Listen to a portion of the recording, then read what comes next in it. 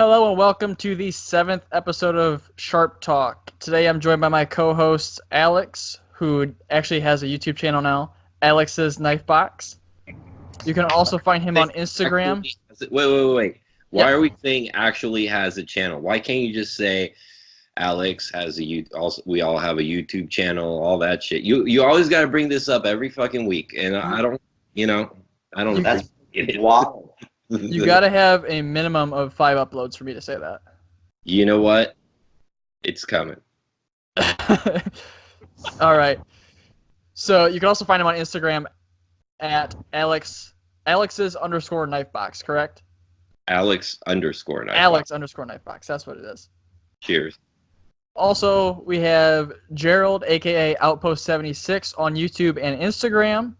As you guys all know, I'm Tom Hosting Outdoors on YouTube and Instagram as well. And today we're joined by our special guest, Justin, who runs the Blue Collar Survival YouTube channel, and you can find him under the same name on Instagram as well. What's up, everybody? Woo! Steve will be joining at some point. He's running a little bit late. He'll probably pop in, just randomly somewhere through the episode here, so that's going to be fun. So this is going to be a pretty fucked up episode. But anyhow, I mean, that seems like the norm with us. We'll make it work. Exactly. First It's off, kind of guys. like the theme, we make it work every time. Exactly. First off, guys. What are we all carrying today? I'm not sorry. Gerald's doing 110 on a highway. Oh, look, Gerald's going to be so happy. Blue Collar's got a Mannix. I love this knife. Love it. I love it. And Do you want me to hold it so you can draw?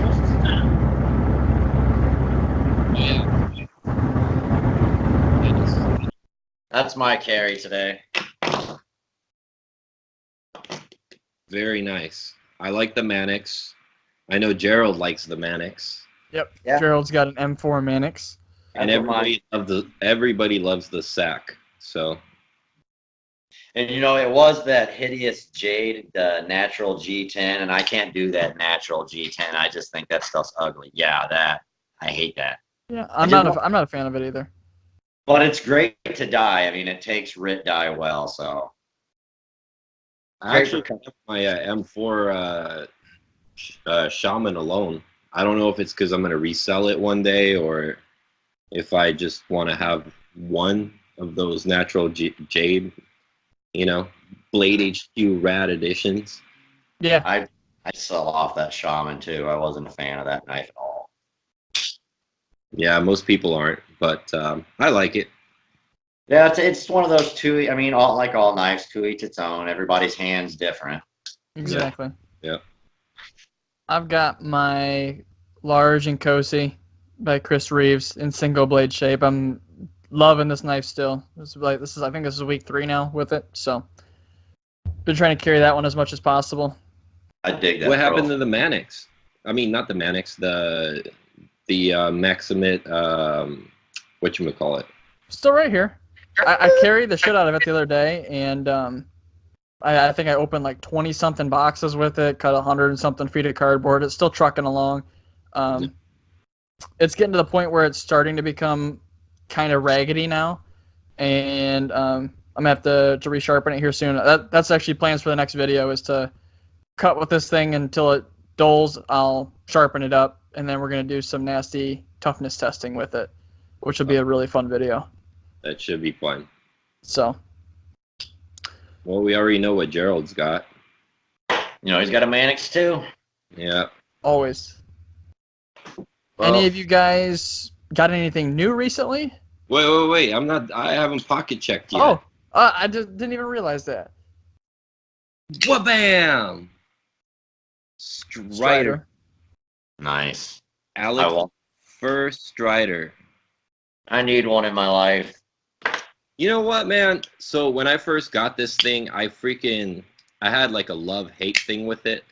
It's kind of like how Steve said in a few episodes ago where, you buy a knife and, some people are expecting like this drop shut. And I knew when I was buying this knife that it wasn't going to be like a drop shut, pretty action, like kind of knife. But I've actually enjoyed it quite a bit, so much that I've actually been carrying it for 4 days now, and I usually switch knives every day. So it's pretty impressive. I actually preferred knives not to be drop shutty. I mean, I think that Yep. it's no form whatsoever. It's all just for, show and stuff like that. Honestly, I'd rather have a knife that kind of just comes unlocked a little bit and I have to manually close it if it's something I'm working every day with, because I don't want that chance of dropping it on my hand. Yeah, definitely. I think I'm with you in that regard. A fidget factor, yeah, absolutely. Drop shutty's nice. Yep. Well, I really appreciate this knife for what it is. Now, Strider has all kinds of, it's got a lot of people talking about it all the time for many reasons. The first being that, Strider, they say, is a controversial character because they think he was falsifying his military record or whatever. From what I understand, I believe I heard he actually just went to training and got hurt and was out, but he was applying to be a ranger. And so I really don't care about all that because I'm buying the knife for the knife maker. I'm not buying the knife for his military record. Nor do I even think that military guys have an edge building a knife over anybody else. But I will say, for years, and I've been collecting knives for a long time, and for years I've avoided Striders over and over. And I have a few friends that say, you got to try it. You got to try it. I even had a friend that sold pretty much his whole PM2 collection. He had like every paramilitary 2 known to man just to get a bunch of Striders. For some reason, though, I've carried this every single day for the past 4 days, and I had a big problem with the lock stick. Now, I hear people saying, oh, the lock stick, that's just a character of this knife. When you buy one of these, expect lock stick and lock rock. That's what I've been reading. Yep. Well, why would you expect something like that in that price range? That's not what I expect when I'm paying that amount of money for a knife. $120 to $150 Spyder Co. or Benchmade, okay, I get it. But in that price range, that shit would be almost flawless. 100%. Now, my experience, and keep in mind, this is the only one I've ever bought, and this is a late one. This one's one of the recent ones. But I did have lock stick with it. I still do, a little bit. And I'll see if I can put it next to the mic. You can hear it just a little bit. It's gotten almost so good that it's almost gone away completely. So the knife has broken in like a lot of people say they do, which is really cool. This particular one is a fatty SNG version, and I got one with a flame color to it, which is pretty nice. But overall, as somebody more of a refined knife kind of guy, I do appreciate this knife. I was taking my daughter out for a walk late at night, and I had this in my pocket because I live in Los Angeles. This thing, yeah, like. Man, G's putting us in a chip bag. Yeah, sounds like. If you hold this thing far back on the grip, it's quite a lot of blade in your hand. You can choke up in it too. It's got that 4 finger oil, as you can see right there, where you can. It. But if you grab it back here, I mean, this thing is like a thorn in your hand. It's, I'm gonna say this thing, if it's designed for self-defense / utility, it does that 100%. So. Big fan of it so far. So good job, Strider. I avoided you for years, but might get another one, maybe. That's a very cool finish on that one too. I like that one a lot. Sure. Yeah. Have you tried Sharpie on on the lock bar? So Like yeah, I put some Sharpie and then worked it through, and then put some more Sharpie and worked it through. It didn't really make a difference. Okay. What ended up just working was just playing with the lock bar over and over, and then it ended up just kind of working its way out. And I'm sure it'll break in over time. Yep. Well, it's See, definitely already showing that. I'm actually pretty cool with that. Like, if a knife has a little bit of lock stick like that from the factory, that's fine because most of the time it breaks in, and it's something like their tolerances were just a touch too far, so it's gonna break in, it's gonna wear off the material, and you're gonna wear down to a perfect point. I'd much rather have that than what I sent you guys the other day with that knife with that lock bar slipping all the way across the lock face Oh yeah, because I didn't have enough material there. right. I have Well, one in front like that. Yeah, this was one of those case folders made by Southern Grind. And Okay. you could literally take the lock bar and just push it straight across the lock face till it touched the other side. And that's another one, that's not a cheap knife either. No, the first one that we had in the shop was beautiful, perfect. This one, not so much. But So, I'm sure they're pretty cool about fixing that shit if oh you yeah, ask. definitely. yeah. So, have you guys sold anything recently? Have I stuff? Let's say Alex is on the selling train recently. Dude, I've sold everything, including my van. Oh, did you move up to a minibus then? Right now we're renting a bedroom from a friend. Yeah, Hey, it's a roof over the head. that's right. I've sold pretty much almost all of my Benchmates. I still got, I think, 2 left. And I've sold, I'm kind of on a production. I'm selling all the production stuff for the most part. Jesus Christ. Is it? G's got the airport now. G might have to mute his mic till he gets home. Yeah, I think that would be. I am. Yeah. Holy shit, you're screaming at us.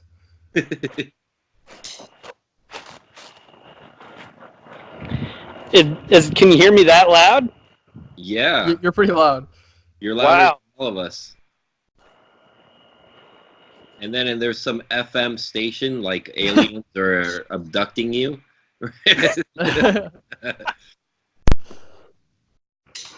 All right, how about you, Justin? Have you sold anything recently? I haven't sold anything. I'm actually in the works with a trade with Roman from Case Knife, Switzerland. Nice. I'm trading off my 20 CV Benchmade Griptilian for a blade that he's going to make for my other Griptilian. I have a D2 Griptilian. He's going to make me a K390 or a Nitro blade in trade for this. So Oh, hell yeah. That's I'll be like badass. I'll be like the only person in the world that has Griptilian with one of those 2 steels on it. So that's pretty fucking sweet. So here's my question. I saw his rebladed 940 today on Instagram. How much is he asking for those blades as of now? I know he's probably still in the works on it, but Yeah, in the works. He told me yesterday around 200 to 240 is what he was thinking for the blades. But I mean, for something like that K390 he's got on there is a 65 and some change, I believe, on the raw. I mean, that's fucking ridiculous. that is crazy. So I mean, and just the process that he actually goes through with his knives, with the cryo treatment and everything. I mean, that's kind of the just that extra little bit that he goes through in the long run. I mean, that's a blade that you'll have for the rest of your life. Yeah, definitely. I like him a lot because it's kind of cool because, I mean, a lot of makers, especially here in the States with those super steels, are sending them out to, Peters or Boss or somebody to heat treat them for them. But he's doing it all himself. Yep. Which is crazy. It is. And I mean, he's going to have to figure something out because if he does end up really catching on, he's going to get way in over his head trying to keep up with all that stuff. So I'm hoping that you kind of get in touch with somebody that can kind of, manufacture more. But I don't know that he would even go for that. He's so anal and so, meticulous about doing it himself that, he would have to be at whatever factory they end up mass producing anything for. That's just Roman's mentality. That's how he is. Exactly. Man, you know what I would use that guy for? When you guys get like like a cheap Boker or something, like a nice design knife, like a CRKT or something. I was just gonna say any CRKT knife, great designs, horrible materials. Right. Yep. I mean, have him reblade one of those. I mean, that's fucking badass. I really applaud him for that. That's really cool. Yeah, it's a train nobody's jumped on either. It's not one that a lot of people can really do. Yeah, But the only other person I've ever seen do that is Razor Edge Knives, and his prices, I mean, the work he does is outstanding, but the prices are through the roof for that. I think I tried to get a quote from him one time, and it was like starting at $400. he's Crazy. not that bad. He's not that bad. I'm actually sending out my ZT 0392 to him shortly to get regrind and stuff like that. I mean, Nice. with the anode, the regrind, and everything, I think it was going to be somewhere around like 350, 400 to do. That's not too bad. No, yeah, but that guy does some sick work. I mean, it's out of this world, the stuff that guy does. So, but then again, I'm not having him reblade a knife. I'm having him do a regrind, and Right. so it's a little different story, I guess. Yeah. Anybody pick up anything new recently? I am just hold on. I didn't pick up something new, but where the fuck is it? It excites me because my wife picked up something new. She's kind of got into the EDC something, but she actually ordered one of Western Cutlery's custom pink backspacers for her honey badger. And to see my wife modding a knife, that gives a guy a fucking hard on right there. That's that's rad. Yeah, I made a comment on that one. I thought that was your knife, man. I think you were modding it for yourself. No. I mean, don't get me wrong. Like Aerosmith said, pink is my favorite color, but I don't carry much for pink knives. I ended up buying my wife a. Have you guys seen those little dragonflies that come in full stainless steel? The tattoo. Yep. Yeah. That's what I bought my wife. I bought her a little tattoo dragonfly. She has never carried it. Never. No. My wife carries the honey badger all the time. I actually had to mod that for her too. I don't know if you guys fucked with the honey badger at all. I haven't. I've heard good things about him though. The forward finger choil on it when you get it stock is like a fucking saw blade. The jimping they do in it, it's like a saw blade. So I actually took a Dremel tool to the choil and just smoothed it out like a regular choil. Nice. It's a lot better now. But yeah, that thing was kind of ridiculous when you first get it. I do see they're making them now without the choil, which I really like. Ooh, that's cool. Pretty rad. G, what have you picked up new? Nothing. He's wanting to get rid of everything. Hey, look, with all the testing we're doing and finding out what these Rockwell numbers are, and the more I cut with stuff and the worse it does, there's nothing I want to spend my money on right now. Yep. I'm with you. How you liking that Shirogorov? Dude, I love it. I haven't carried it. I abandoned ZDP today. Uh-oh. I'm gonna do a wrap up on it. 2 weeks is enough. Yeah. It's hard to carry those steels for the the amount of time it takes. Like I carried that Maximate Native for like 3 months. That's ridiculous. I mean, it's great. It's a great knife. It helps that like the Native is one of the best knives I've ever used. It's just perfect for me. But I don't know, man. It's tough to carry something that long without trying something else. Yes. Yeah. Especially when you have like 70, 80 other knives to carry and you're just looking at them in a case. Yeah. I hate, like, it's fun carrying the Native and everything, and it's fun carrying my large and Cosi, but neither one of them have like that fidget factor to them. Like if I'm at work and I'm bored, I can't just sit there and flick them out because I mean it's a backlock and it's a Chris Reeve. Neither one of them can really do that. I don't know. It makes me want to carry something else like my Anthem, just to be able to mess around with. How about the Rockwell numbers on that one? Oh, I don't want to drop them here on the podcast yet because I have a whole video coming on that, but I am. Right. We'll let it hang. Just yeah. It's soft. I'm not surprised, honestly. Not surprised, but still fucking disappointed. You know, you just, once again, it's falling back into that I'm paying this kind of money, I should be getting this. It's like Especially for that knife. Right. It's like getting a Lambo and then you start it and the bitch has got a 4-cylinder. I know. It looks fucking amazing, but goddamn it, I can only go 135. You know, it's funny because I've carried that knife pretty extensively. I've used it. I mean, I haven't babied that knife whatsoever. I mean, it's a great. I know a lot of guys don't think of it this way, but it's a great user knife. The finishes on it are perfect. They don't get scratched up. I don't know. You can take a lot of abuse. Honestly, it's easy to maintain. It reminds me a lot of a Sebenza, honestly. Those materials should be good user materials. I mean, it's Yeah. an all-around build for a knife. You know, And the finishes they put on them were beautiful. I can't tell you how much cardboard I've cut with that knife, and it shows zero wear on the blade. It's awesome. Yeah. So I've only- let's be only fair to the seen- knife then. So if that's the case, then it's still a good knife. Even though it's on the softer side, it still performs, right? It's a great knife. So here's what I noticed when I first started using it. I was like, this thing kind of blunts pretty quickly. The edge kind of rolls. It gets those shiny spots on the edge pretty darn quickly. I'm like, this is kind of weird. Maybe it's just 20 CV. You know, I haven't extensively used 20 CV. I've used it a decent amount, but not to the point like I did with the Anthem.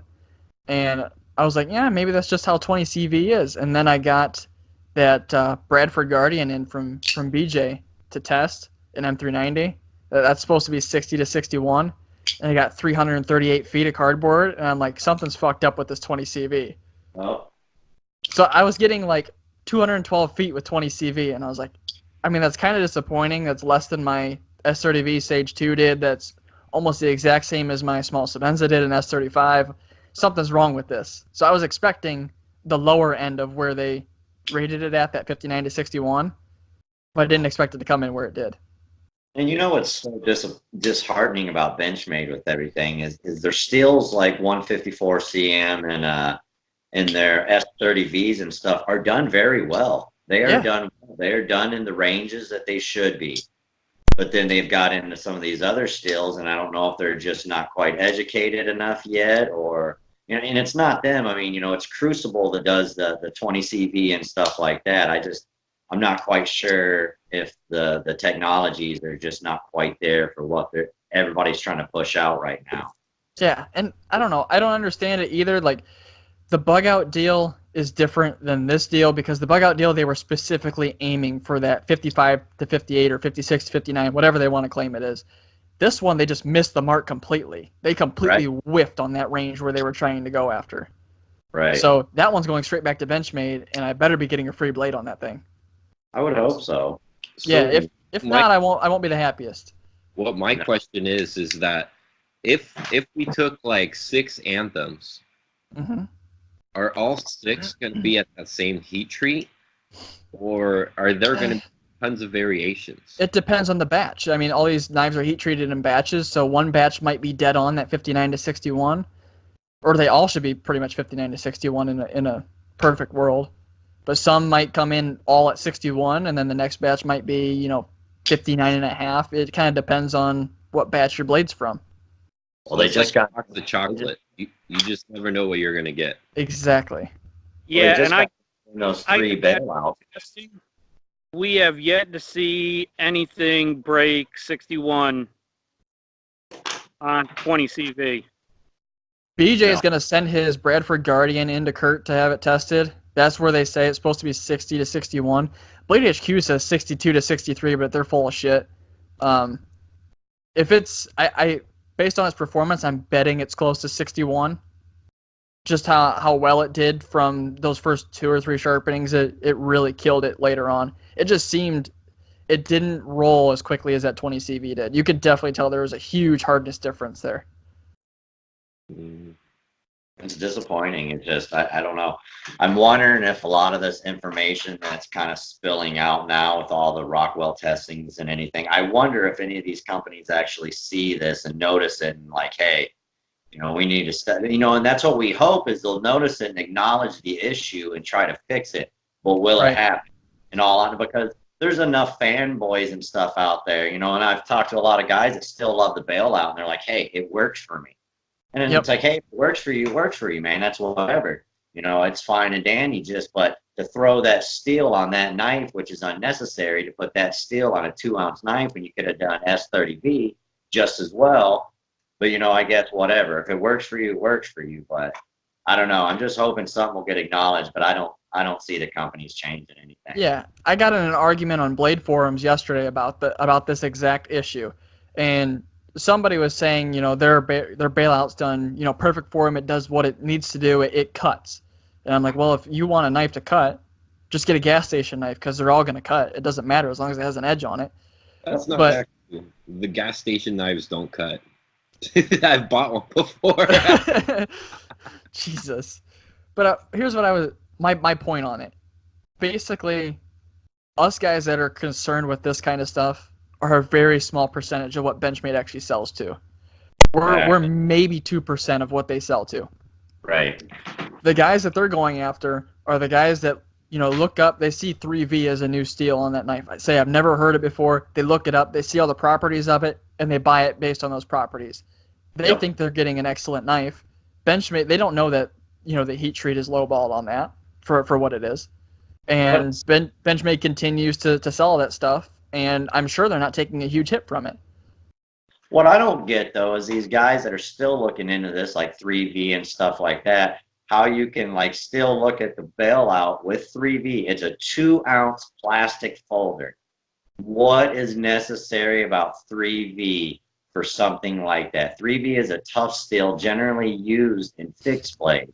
So, I mean, what can justify somebody telling you this is a great option for them to use? And that's my biggest argument with, and I know if it works, it works, but I'm just saying to them, they could have used a different steel. S30V, hell, they could have done 154 CM and been better off. Shit, throw M4 in there. It probably would have cost them the exact same amount. It would have held an edge a hell of a lot better. They've already done it before. They've already got the stock for it, I'm sure. I'd pay for that. I'd pay $150 for a lightweight M4 knife all day. Definitely. Especially with that geometry. Come on, that'd be a beautiful knife. It'd be awesome. Yep, and it'd be just as tough as they wanted. Yep. Well, did you guys see that the response that Alchemy 1 got for the reason they ran it so low? For that. I saw it. Yeah, they said it was for toughness and ease of sharpening in the field. Well, throw 8CR on it then. Yeah. That's a little extreme, Tom. Jesus Christ. I know none of us are operators, but Jesus Christ. The Honey Badger came out back. I got back from testing from Kurt. The Honey Badger came out at 58 HRC. 58 HRC opposed to 3V at 55.8 or 56. Come on now. Have we seen anything over 56 on those yet? Nope. No. I didn't think so. Oh, it's so. I think they just hopped on that 3V train. My biggest issue with the low HRC and being easy to sharpen, a properly heat treated steel and its optimal range is going to be easy to sharpen. Right. Yep. Right. You know, a lot of it is perspective too. I mean, if you don't have experience sharpening, and it's a whole nother conversation, anything you go to sharpen is going to be hard. Yep. You know, but the ones of us that want 60 HRC 3V, I have zero issue sharpening anything in the field. Yeah. So 56 HRC makes zero sense to me. Because just as easy for me to sharpen at 60.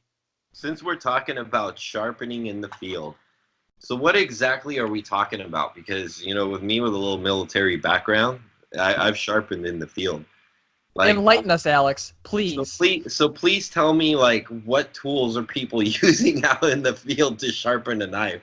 A goddamn rock. I was just going to bring this up. and I was going to say, in all honesty, you know, I bring up sharpening in the field in reviews too, but in all honesty, how many of us have actually been like, oh shit, I need to sharpen my knife right now while I'm out in the field? I haven't. I've never had to sharpen my knife while I was out in the field. It was always adequate while I was out there, whether it be camping for 2 weeks or something like that. I mean, when I lived in Alaska through all of high school, and me and my dad used to go on like 2-week backpacking trip. Never once did I have to pull out a sharpener and sharpen my knife the entire time I was out there. Nope. Well, I did field artillery in the Marine Corps, and we usually, when we went out training, we were out there for at least a week total. And my use of a knife was cutting rope, because all the pallets for all the military, all the pallets were all in rope, and then we used to we used to pry the boxes open, because they were all sealed up in wooden crates. And that's pretty much what I used my knife for. I broke, I don't know how many Kershaws doing it. I eventually just went to a Leatherman, which I used to break that too. And sharpening in the field usually was me finding a nice hard stone, which usually was a quartz rock in California. That's pretty much the hardest thing you're going to find. And trying to find a flat one, and trying to basically clean up your edge. It wasn't going to be a great edge, but it was maybe going to cut it a little bit better than what it was. So when people say sharpening in the field, it kind of makes me laugh, because if you've ever sharpened really in the field, it's not pretty. You're probably doing more damage to your knife than you really want to, and if you're not doing it right, you usually jack up your knife. And it comes a point in time, especially nowadays, there is so many little things you can take with you. Like the Falcon even makes that stone, right? Very nice diamond stone that you can put in a little pouch, and you can use some good stuff. When I was, doing this stuff and I was in the military, those things either were not in access to me, or number two, they just didn't make them yet. Back then, back in 2099, dude, a fucking Kershaw was an expensive, cool knife. Yep. Yeah. So, it makes me laugh. It's just like people, same thing when they and this almost brings me up to like the Emerson knives, which, Ernie Emerson's a veteran. And, a lot of people dog his knives because they have that, the wave.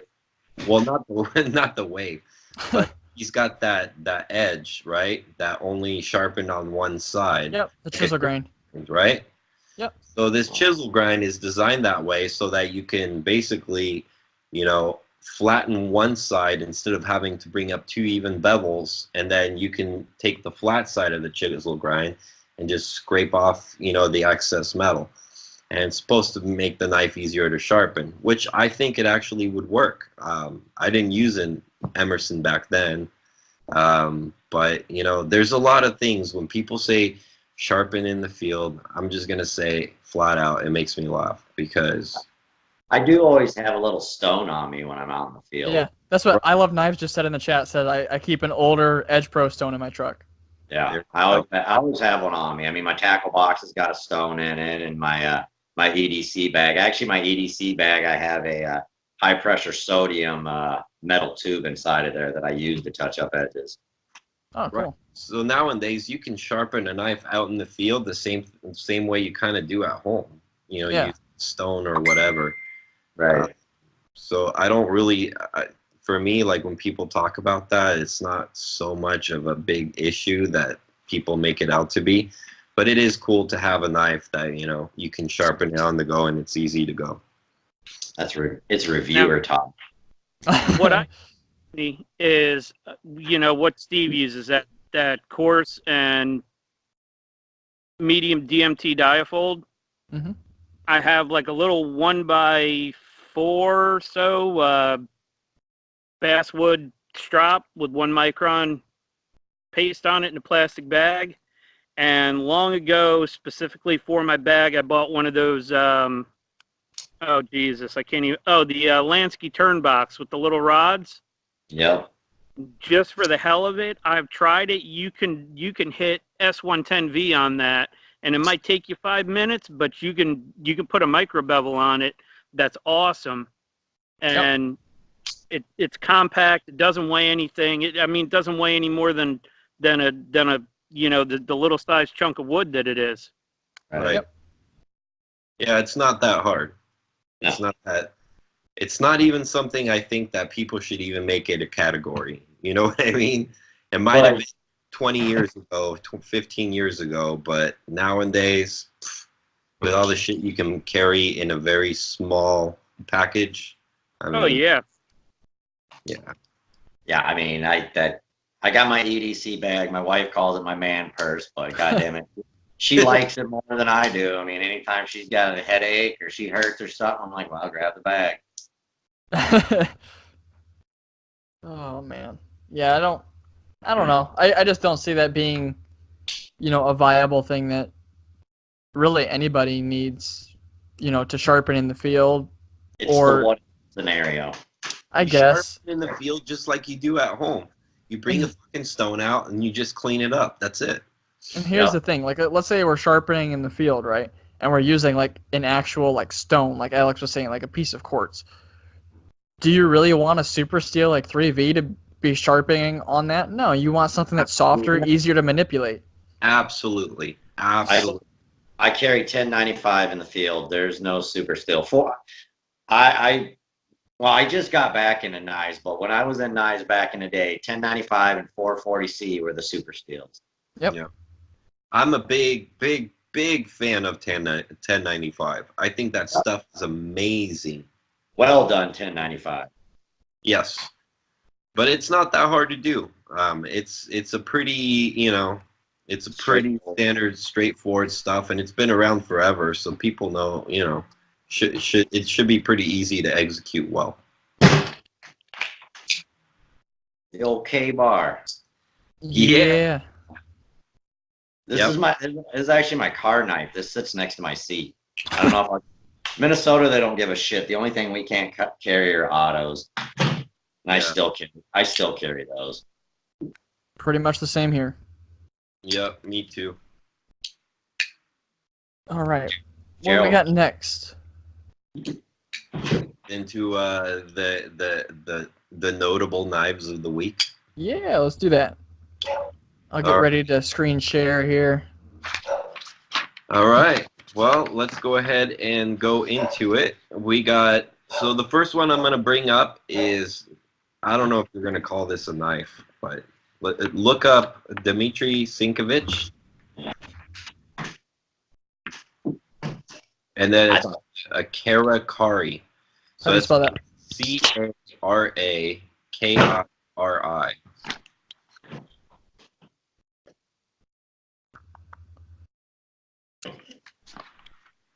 Let's bring that up so the viewers can take a peek.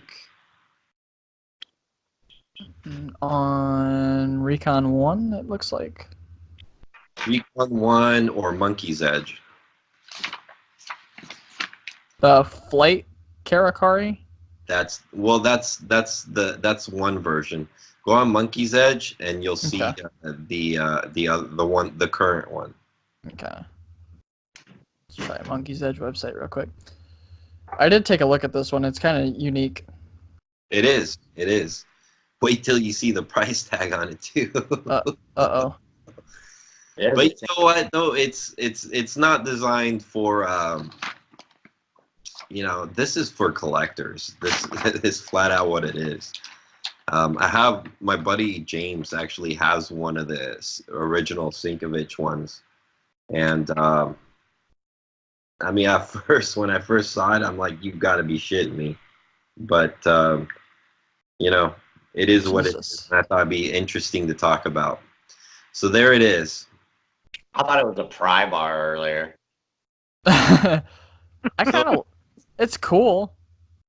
So you guys know what a kiradashi is, right? Yep. Yes. That's what this thing is pretty much supposed to be. It's a carabiner with a kiradashi kind of blade on it, and its overall length is 1.8 inches. As you can tell from the frame, it's made of titanium. I have no idea what the blade steel is. They don't advertise it. It weighs half an ounce. Oh shit. And the overall blade length is 0.75 inches. All right. Now, the one you were talking about earlier, Tom, it's very similar to the one that you were, the flight tag one that Sinkovich originally came out with, which was a little bit bigger than this one. But if you look at it, you can actually see where the little ball kind of falls in. It's a friction Yeah, folder. I can see the little detent ball, right? It looks like right here, mate. No, that's the stop pin, it looks like. Yeah, it's a stop pin, and it does have a detent ball. Very cool. So I've actually handled one of these. If you're good, you can actually flip them open. What? Yeah, it's pretty fun. So, but as you can see from the pictures that Tom's showing, it's very, very small. Smaller than like a key. That is so cool. Yeah. So it's very cool for, places where you don't think you're going to be able to get a knife in. I think it's more of a conversation piece than anything else. Can you show that price tag? It's like the Open Neal #2. It's just one of those tiny little conversation starters. It's $400, guys. It's $400. You can eat a dick on that one. I, For what is it? What did you say? A 0.7-inch blade? Yep. Oh my God! Of unadvertised steel. What I'm betting is probably CPM 154. I think because it's Sinkovich, because Sinkovich makes these. This is not like collaboration. Right. This is his actual stuff. I'm gonna guess M390. Yeah, it could be too. But that was a very, very, very interesting little knife. And since I've gotten to handle one, it does fidget pretty well when you get a little practice with it. The machining looks top notch. I love the blade finish. Everything's top notch on these. I can't say I'd ever spend that much for a keychain knife, but I mean it's cool. I'm all for makers doing this kind of stuff. Yep. I'll take my SAC Classic all day long. Yeah. Like $15. Now again, this is for collectors. This is not really for a regular knife guy. This is for like the guys that just want to have, they want to have the Sinkovich design, piece to go along with their Shiro. For me, I would have one of these things just to carry in the bar with me. I would have this thing on my loop belt, and it'd be a cool conversation piece, and that's pretty much what it is. Now here's the thing that I noticed too, which I kind of like, is this thing like half open. When you close it all the way is what locks it on your keychain or like the backpack zipper like they showed. That's really cool. Yeah. Yeah, and you can even see it went to the extreme of actually having a little half moon cut right where that little pin sits. So there's a lot of detail in this little knife. It is way overpriced. It's not really something anybody should buy unless you're just a hardcore collector and you have the extra cash to just throw away. I'd be a little nervous though with the way that is, unless that detent's super strong in there. I'd be a little nervous about that thing opening up. You imagine losing that in the bar? Ugh. Nah, that thing it won't open. I mean, like I said, I handled one. It was pretty interesting to me. I don't think it would actually. Once you play with it, because of the angle of where the pivot sits and everything, when it's hanging down like a little flight tag, there's no way that thing's gonna open up. The detent's pretty strong on it. Cool. It is an investment in all honesty, because he's not gonna make many of those. So collectors in the future would definitely be chomping at the bit to get something like that. Definitely. Absolutely. Well, the last run was last year, I think it was, and they sold out really fast. I want to say in 2 weeks they were all gone. I don't know how many he made, but there's a lot of rich people in the knife community. Yeah, you got that right. This is exactly what that's catered for. Not this guy. Jesus. I'm a farmer. Come on now. All right, Alex, what's next? The next one is the Isham Bladeworks Abstruse. I do like this one. I've already seen this one before. So this thing is pretty cool. As you can see, you got the specs right in front of you. And it's a lot like that one that we were talking about earlier last week with the Civivi design one, except it's got a little more contouring. And this one comes in titanium and carbon fiber. So this is going to be more of an office carry, a little fidget knife. As you can see, they have it next to a computer for a computer nerd. You know, like I just, and you know, Isham always comes up in our podcast. I always bring his knives out for some reason, and I don't mean to, because I'm not an Isham fan per se. He's big right now, though. He is. He is.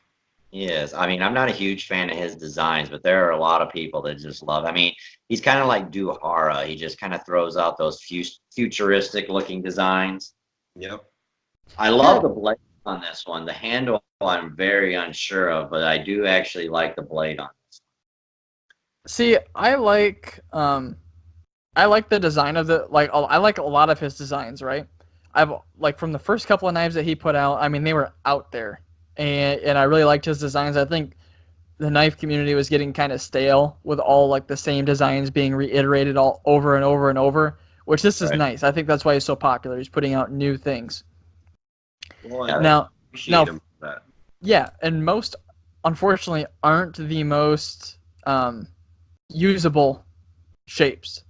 But it seems like as of late, the knives that are being produced they're way more usable. Yep, he's getting better. I think everything from the Pleroma to now seems like a very carryable and usable design. Yeah, like click on the picture where it's closed. I like what it looks like closed. Yeah. I don't like that lock bar, but the other picture they have of the other side looks really good. Yeah, right there. I think it looks really good right there.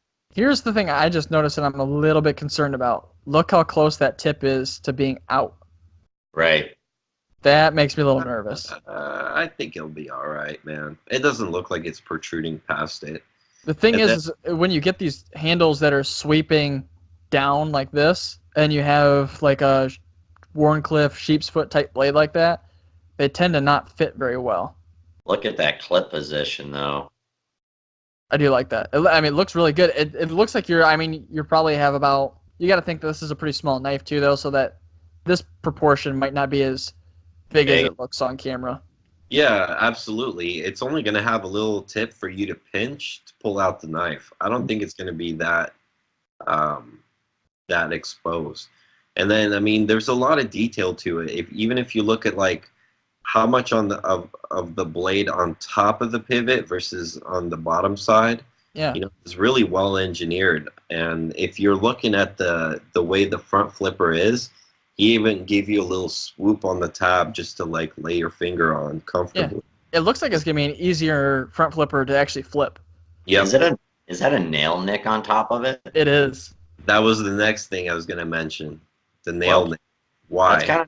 That's kind of nice though. I mean, I guess it's not necessary. You could just grab the damn blade because it's cut out right there. Your thumb would fit fine. Yeah. Yeah. BJ says the knife looks like one big fucking hot spot.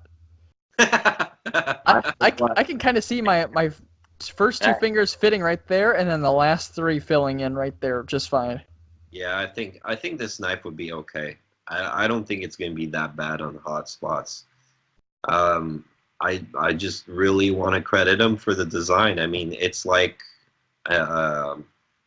his knives are like a concept car, you know? Yeah. Right.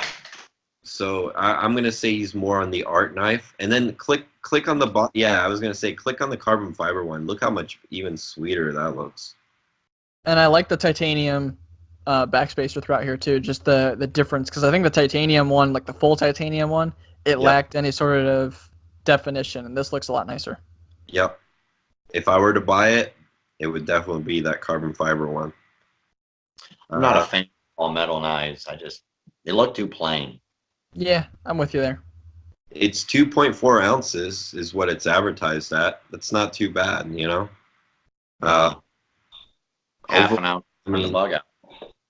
You know, it's Chinese made, but I guess that doesn't mean anything. That don't mean nothing. They're making better knives right now than the American country or American companies are. Look at we. Look at what they're doing right now. Yep. We and Riot, the 2 Riots I've had in hand have been phenomenal. Best Tech. I like them too. Are they Taiwan? But truthfully, guys, I've never bought a Wii. I've never bought a Riot. I've never bought any of those. I've been tempted with a Riot though. Riot's pretty high end shit. And, yeah, they're definitely much better than the Wii or the Best Tech. Mm-hmm. The Best Tech or Taiwan? I can't figure it out. China, I'm pretty sure. But I've handled a bunch of Wii's and Best Techs because my coworker Joe, he buys these things. He's got tons of them. And I'm gonna say, the plus I'm gonna say about those knives is that the price is killer for what you get. Yep. But here's the part where I'm gonna say that they suck is they are all starting to kind of feel and look the same. So they are. You know, when my buddy Joe brings his knives to work, he's like, "Oh, check this one out," and then the next day he'll bring another one. Check this one out. I'm like, dude, it feels like the same freaking knife, man. Yeah. Kaiser's getting that way. Yep, Kaiser too. I feel like Kaiser's really starting to duplicate a lot of shit. Yep. See, both Riots I've had, I've gotten rid of. And I don't know, they just have like this feeling about them. They're very well executed. They're perfect knives. I can't find one thing wrong with them finish wise, but they like lack character. They just seem like they're just so mass produced. There's nothing to them. That's what I mean, you know, and you know me when I buy it, you've seen my knives. Everything has colors, you know, different shapes and sizes. Like I'm definitely all about character when it comes to a knife. And for me, you know, I mean, I've seen a few Riots where they do have some decent character to them, some of the Leon Ma's. Yes. But I still haven't been able to get myself to buy one. The one Riot that I was really considering buying for a long time, and I decided not to because I have a few knives that fit the fill for it, but was that Future. Yeah. That was a sweet looking knife. I mean, that reminded me of like a 55 Chevy in the back on the Bel Air. You know, like it just had those nice fins to it. I really liked the Jack. The Jack was a good knife too. The detail work on that was just phenomenal. And then it came in Dama Steel, M390, came in like however you want it. Damascus accents if you wanted it. Yeah. And honestly, it wasn't that pricey for a integral. It was like, I think it started at $450. And actually, they're really nice because Josh had 2 of the M390 and 1 of the Dama Steel, and all 3 of them were awesome knives. Yeah. Awesome. You know, felt really good holding them, using them. I mean, they were awesome. Yep. All right, Alex, what do we got for the next knife? So the next knife, let's just jump into the Hinderer, bro. Let's jump into the Hinderer Skinny. Okay, let me pull up a picture before we get into this. I know I'm gonna hate this clip. I know I'm gonna hate this pocket clip. I just know. I'm a pocket clip snob. Anybody that watches my channel knows I'm an absolute fucking snob when it comes to pocket clips. And Hinderer makes some awful ones. We'll talk about that a little bit more when we get to the main topic of today's episode. Boy. The skinny slicers. See, I like this knife though. But you know, his designs are all starting to look the same too. I agree. Like, they're all looking the same. I understand having a trademark. So I want to note a couple things because we've made fun of Hinder quite a bit in our last few episodes, especially me and Tom. Yes.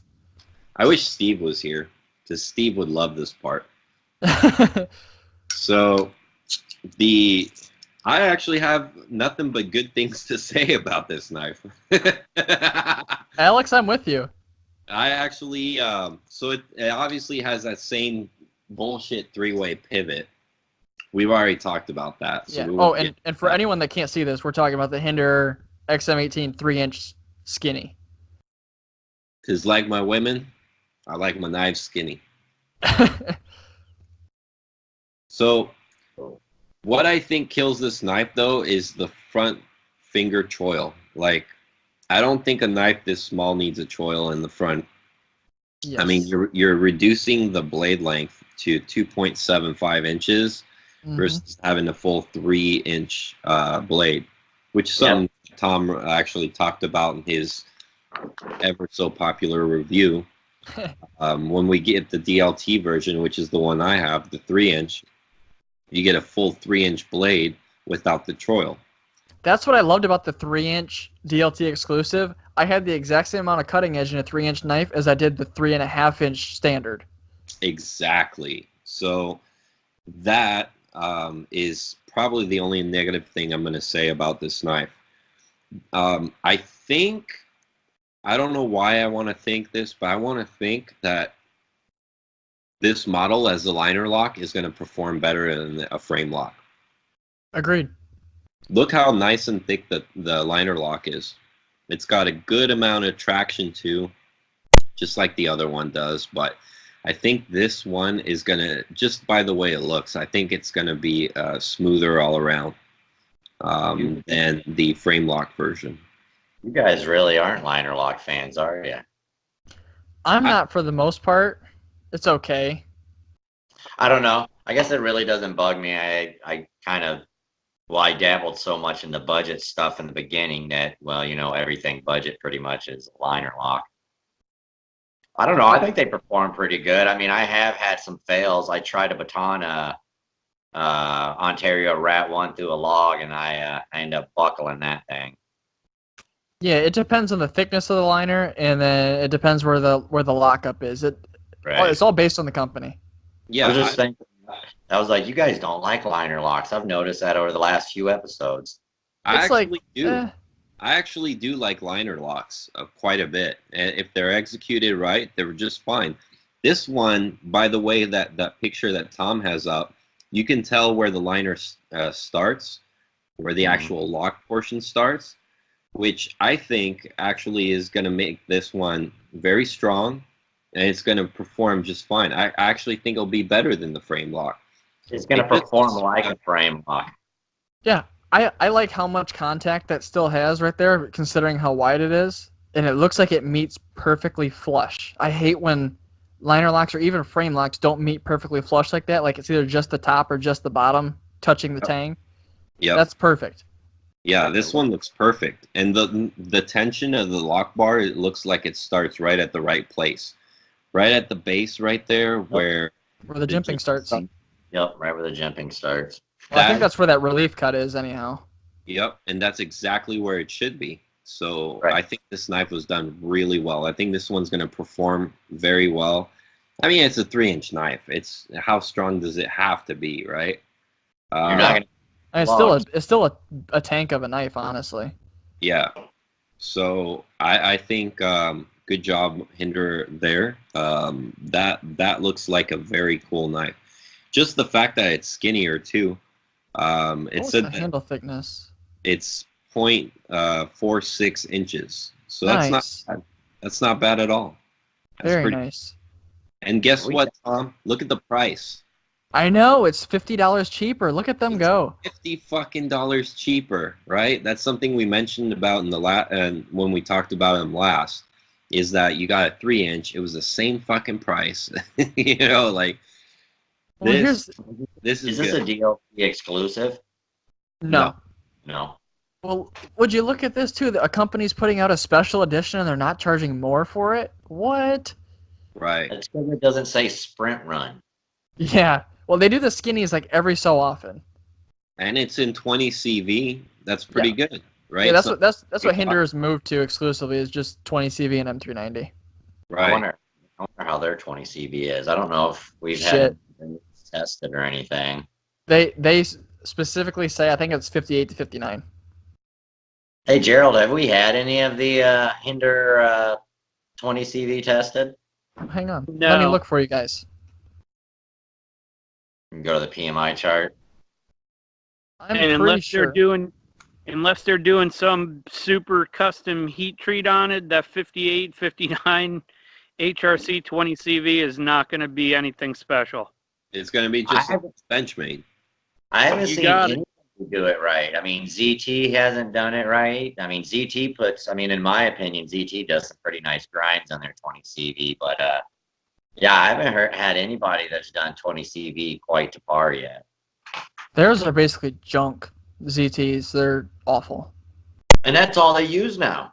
Yep. Yeah, Everything. the CV ZT that I tested did really poorly. Did it? Yeah. Now that's a company that has been regurgitating their designs. Oh yeah. They have not surprised me one bit at all in the last long time.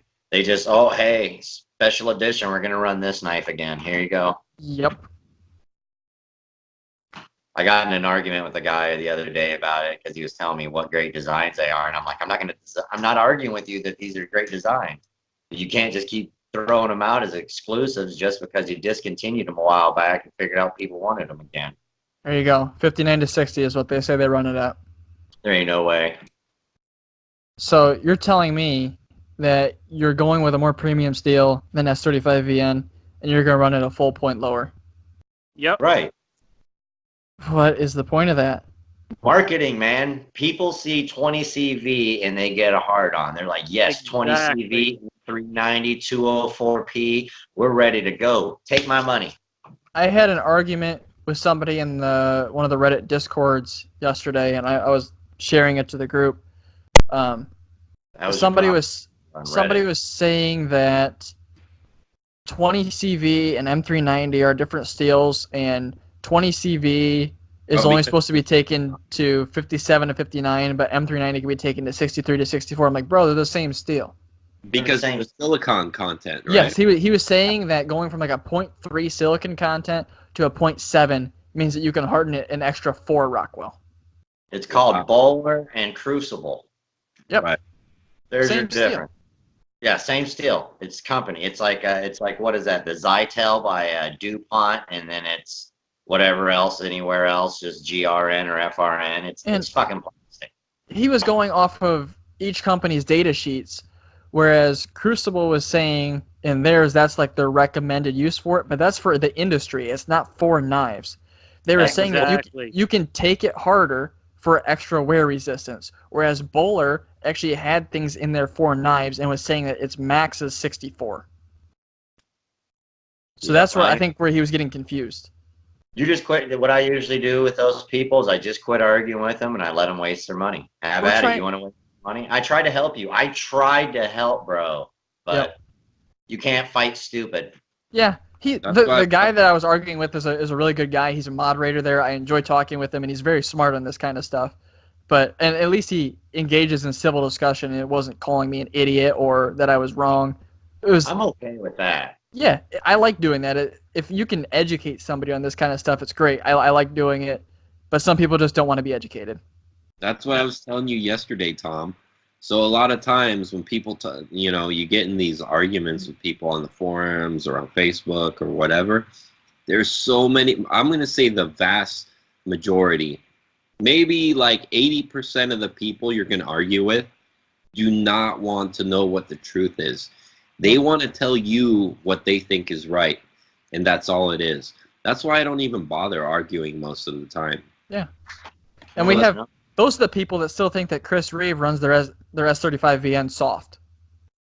Yeah, well, obviously that's not true, right, Tom? No, that's phenomenal stuff. Yeah. So if anybody knows anything about S30 or S35, I think it would be Chris Reeve because he developed that. Exactly. I think, so I don't mean to get off topic here, but I think he's pretty much hit the perfect balance of where it should be. 58-59 was a little soft, but it sharpened up nice, and edge retention was kind of but I mean, I see what he was going for. 59 to 60 is damn good. Like, it's a really well balanced between the two. So now back to this Hinderer. Yeah. Great job, right? Definitely. So fucking high five, Rick Hinderer. Yes. Usually we're gonna make fun of, we had our quarrels in the past episodes, but I'm gonna say you did an outstanding job on this knife. Good job. I would agree. I hope he calls off SEAL Team 6 looking for me at this point. And me. Yeah, and you. So I got a question for Justin. You're mobile. It doesn't matter. You can just move somewhere. So Justin, you said that you don't like his pocket clips. No, I don't. I just don't. It's how he attaches it at the top. It just, to me, it seems lazy and cheap. You just flop a piece of metal. You can put 2 screws in up top there and call it good. No fold over, no nothing. It just, I don't know. Yeah, I can To kind me, of see it coming from there. I mean, just to me, it looks lazy. I mean, it is what it is. It's my personal opinion. So Yeah. I'm a pocket clip snob. Like I told you, I hate Spyderco clips. I pretty much hate most clips. It's kind of, I think it's an afterthought most of the time. But overall, I do like this knife. I'd probably rock it. What do you think about these Strider clips with the bar through it? A bar? Oh, through the clip, kind of like like they do the K-bar dozer, where it's got the pin that goes all the way through it. Exactly. So in the back right here, you got a pin that goes all the way through. So you only have to have one clip or screw, and then the pivot or the clip doesn't rotate. Nice. It's kind It's of not cool. bad, right? It's not a pretty clip, but it's very functional. I'd like to call out one more thing here on this Hinderer. Let's do it. So this fixes another one of my issues that I had with this knife. Look at the pivot. It is, I can't tell if that's Torx or if it's shit. hex key, and it's the exact same on the back side. No shit. So you don't need the fucking tool anymore? Exactly. Oh, you son of a bitch. I wasted my money on a fucking... I don't see him going to that permanently. It was probably just one of the skinny things. It was probably cheaper for him to manufacture screws like this than it was. Done right. That is the right way to do it. Look at the size of those things, too. That is the right way to do it. Rick, just keep fucking doing that, all right? Stop selling us your tool. Do that, dial in your tolerances a bit more, and I might buy another one of your knives. Yeah, and stop fucking putting tri-way pivots. Just pick one. Hey, tri-way pivot's fine if it works. Yeah, but we already said, how are you going to make a knife that's going to have the tolerances to accept all 3, right? It's tough. That's tough. I think he's one of the few that can actually do it, though. Well, that's still to be determined. Between him and Chris Reeve, I think those are the 2, at least American manufacturers, that I would trust to be able to have the tolerances to do it. Yeah. All right. Well, yay! BJ says that I'm supposed to tell you to order one. It's just a little bit more money. Yeah, well, it's cheaper actually. So it is. Yeah, maybe if he makes a 3.5-inch skinny, I'll order it. I'll buy one. Just get a custom from him. Fuck that. No, dude, I got way better stuff. I could buy it custom for that. Oh wait, we're talking about this. I totally forgot to bring up my new prized possession this week. It's a new prized possession every week. No, but there's exactly. So I got to share it. The Dmitry Sinkovich and Shirogorov collaboration of the Sigma. That's such a gorgeous knife. Perfect. Everything about that knife is perfect. So everybody told me, I talked to Dr. Franke every once in a while, and I talked to another dude about this knife because they both had one. And they were telling me the detent is shit. Like, the knife will open up in your pocket, basically. Wow. So that deterred me from getting one. I ended up going with a production F95, which is that frag pattern one you guys saw, right? Yep. And finally stepped up and bought a Sigma because I just love the Persian blade and decided that I had to have one. And let me tell you, my detent is perfect. My detent has no problem. I can't fucking shake the thing loose unless I really fucking slam it. So yeah, glad I finally got one. That's awesome. before we get into another knife, I do have 2 viewer questions here. Someone said, I Love Knife says, I'm liking the Curtis F3. Anyone have any experience with one? I know you have one, Alex. Yep. So the Curtis F3 is a great fucking knife. I'm gonna say that it's a very good hard use knife. The blade is thick though. It's not gonna be like a slicing monster. It's just a nice, good, beefy, like hard work kind of knife. The pivot, the way he designs his pivot is genius, with the bearings, the lock pin, everything all integrated into one. I wish he included his tool with the knife when he sells it, but overall, I'm very happy with my Curtis, and he's got a new one that's a smaller one for people who like smaller knives, which is the Cruise. Is that smaller? I thought that was huge. It's not. It's actually a thinner blade, a smaller handle. But the thing is still like $700.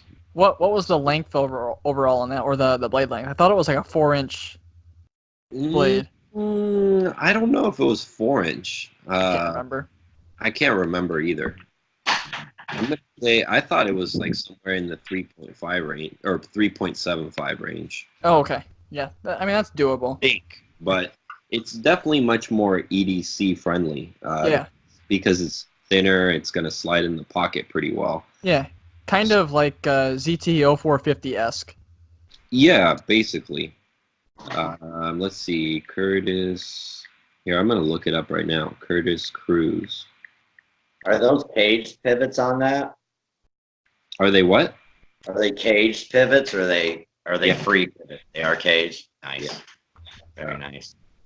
I think they're. I'm pretty sure they're caged. I have to verify that, but I haven't taken mine apart yet. I mean, you would think on a knife like that they would be, because you wouldn't want to get them all fucking dirty and shit while you're out getting nasty. Right. Yeah, I'm pretty sure it is, because when I looked on the backside, it appeared to be.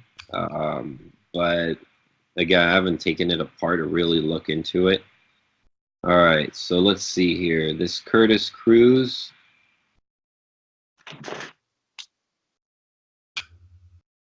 So your blade length is 3.5. Oh, nice. But it's only got 3.15-inch cutting edge. Is there a big choil? Yeah, there's a 4-finger choil on it.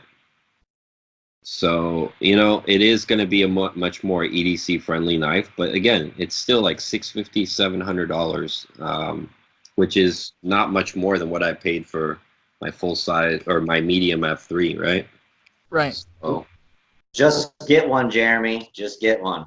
So, yeah, just get one. I would say, so one piece of advice, if you order from David Curtis, he does not have the memory of an elephant. So I sent him pictures of what I wanted. I told him what I wanted in 5 or 6 different emails, and I got something completely different. And he just sent that out to me in the wrong color and everything. So with David Curtis, you're going to get a great knife. But if you're specific about what you want, man, with David, just pick up the phone. Call him. I actually called him. I still told him what I wanted. I still didn't get quite the exact specs that I wanted, but I kept the knife nonetheless because it was great. So he's not attention to detail kind of guy, but he makes a great knife. So there you have it. That's my thing on Curtis. We do have one more. It was A. Kalashnikov M. was saying, Medford Knives brings out a Praetorian Swift Auto. What is Greg thinking? We kind of hit on that on the last episode. We did. We think it's going to be for good. The most part. Yeah, for the most part, I think we think it's a good concept. It's just it kind of depends what the spring's going to be like, if it's going to rip it out of your hand or not. Well, he did pay special attention to that spring. He mentioned it. Like, that was something that he said up front, that he didn't want this knife to fly out of your hand when you deploy it. So he said he's going to put a medium tension on the spring. So this knife should be, if it is what he says it's going to be, it should be skinnier than the standard Praetorian, which I think is cool. and it's going to be it's going to have a nice, hopefully smooth deployment. It's not going to fly out of your hand when you hit the button because the weight of that huge ass blade. Yeah, seriously. Right? So yeah, that answers that. All right, what's the next knife? All right, next knife. Let's see what we're going to do. So I'm going to bring this one up. Go ahead and go on Knife Center. That's where I saw this one. Okay. I just bought a mid-tech version of this knife. It's designed and made by Jeff Park. This Was is, it the CRKT version? Yes. Was it the crossbones or the jumbones? Oh, this is an absorbent freaking price on a knife here. No. But this is a different crossbones. There it. So click on the first one, the $72 one. Click on the $72 one. Yeah, but isn't the expensive one done in M390? That's going to be the focus of our topic. So here is the one that we all know, the standard one, right? So that's your CRKT. And then if you go down, Tom, let's go to the specs. What we got? Blade steel. AUS-8. Right? Okay, so we got AUS-8. 57 to 59. All right. Equivalent to Benchmade 20 CV. And hint. Nudge, nudge. So this is what everybody's used to, right? Now back out of that, Tom. Let's go look at the other one, because the other one's the focus of the topic. I laughed when you sent me this one earlier on Instagram. Yep. Okay, so the handles on the other one are aluminum, correct? Yes. Okay. This one is titanium, and it is M390 steel. It is $275. All right. And it is actually manufactured by Lion Steel. Oh, definitely no. Definitely no. There you go. So pass on that. So you guys go ahead and take off from there. I'm gonna go take a quick leak, and you get a way better value with that AUS-8. That AUS-8 is probably actually harder than that M390 is right there. Definitely could be.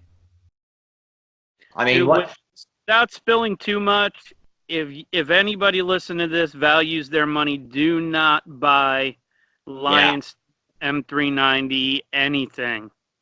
Yep. Stay away. That one was actually a surprising one to me. I was actually shocked when that kind of came forward. But yeah. And stay away from this one. Don't waste your money on this. $275 on soft M390 with titanium handles. Here's the issue with this too. With the AUS-8, they said 57 to 59. With this M390, they have nothing in here. Yeah, well, why would they? Nobody wants to divert. Well, a lot of them lie and say what it is, but yeah, I don't know. That M390 is a grab bag. Man, so I don't know. On one hand, I like it because this is what we've been asking from CRKT for years. Make a budget version of it and then make a high-end version of it for, the enthusiast market. And leave it to them to go the wrong direction with it. Yeah. Could have done S30V and been great. Like, boom, S30V, knock this knife price down to $150. Boom, sold. I'd pick it up. Yeah. I think this is a step in the right direction. I'm not saying it's the correct step. It is. And but, even, I would say even with putting D2 on some of their knives, but the way that D2's kind of been testing out as of late too, that's kind of a joke as well. Because I know Gerald said the AUS-8 Ontario Rat is a better performer than the D2 version. It is.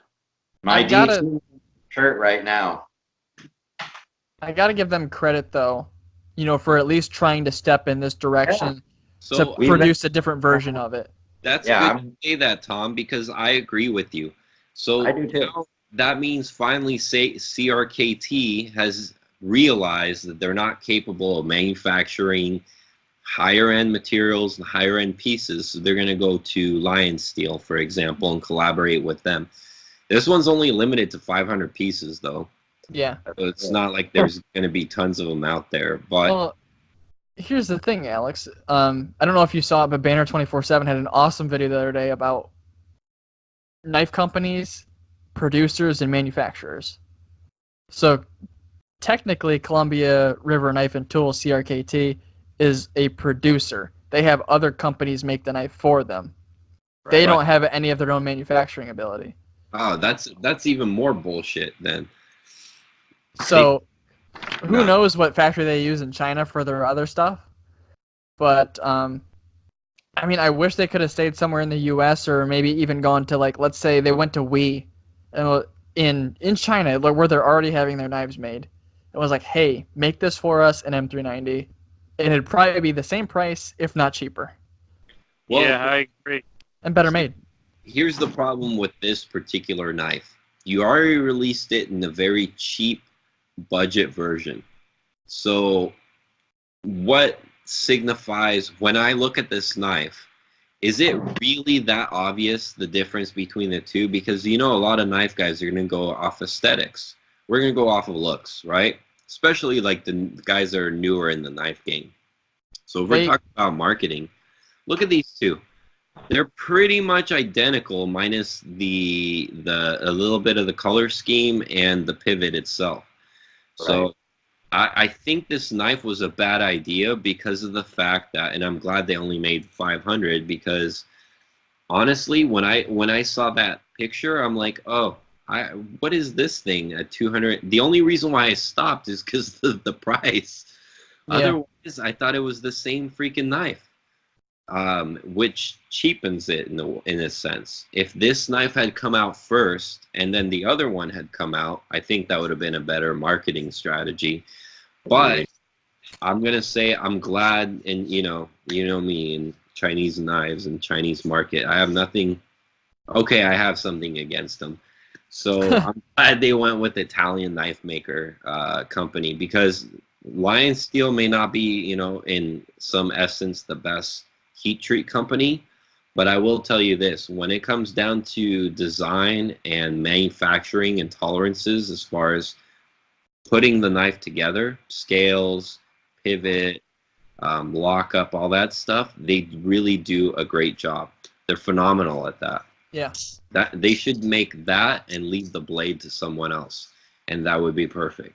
Here's another thing I noticed is between the two knives, everything looks the exact same except for on the Italian version, they changed the geometry of the flipper tab a little bit. It looks like it's a little bit steeper right here, whereas this is a little bit more of a flatter angle, which I bet with a fine-tuned detent, this will flip better, I would hope. Of course. Now, if you saw my mid-tech one, I bought the Jeff Parker mid-tech version. Mm-hmm.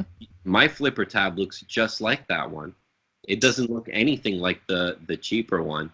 Gotcha. The little cheaper one's got just this little tiny nub. The hollow flipper tab is more to the original design. So, and you know how much I bought the mid-tech one for? What's that? $250. No way. Yeah, dude. No, but the guy was like, he's like trying to get money for Blade, and so he put it up for $250. But that was technically like a $450 knife.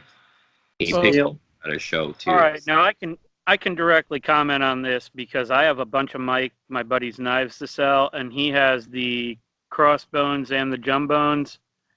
I absolutely hate those things, both of them. It's a steak knife, Gerald. It is.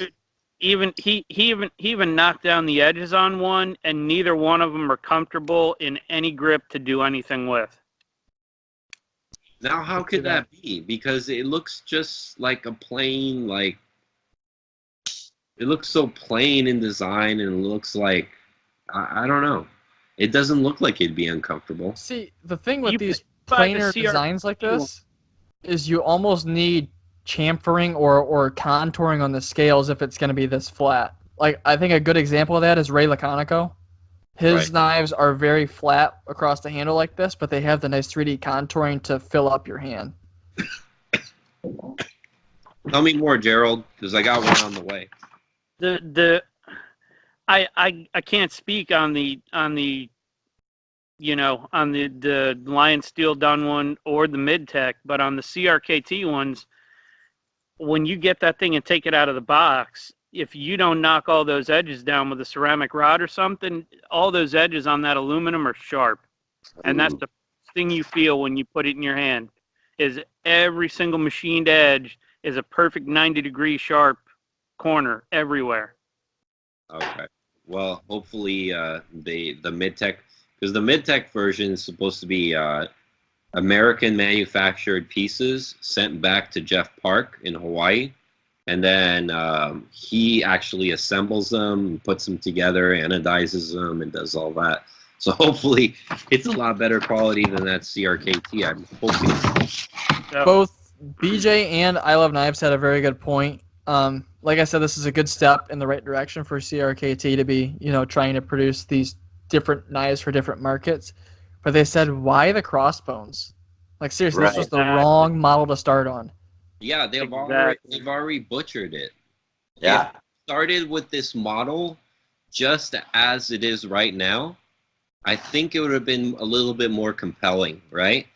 But everybody knows that crossbones as that cheap OS 8, I mean, if anything, like, I think Jeff Park did a disservice to himself, because the CRKT, a lot of people think that's probably the original, like, one, like, nobody has any idea there's a mid-tech or a custom version of that knife that's the actual original.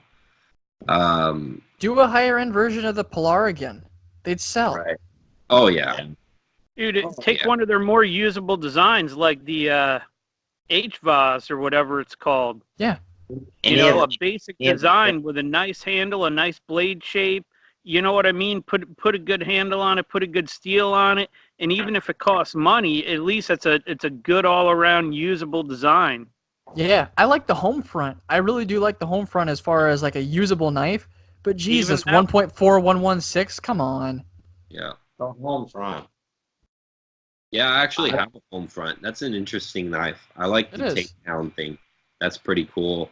It's some people were making comments about the nylon washers inside, but if you really like take that knife apart and you look at it and think about what it's designed for, those nylon washers belong there. I mean, that's to prevent dirt and grime and everything else to become a problem, right?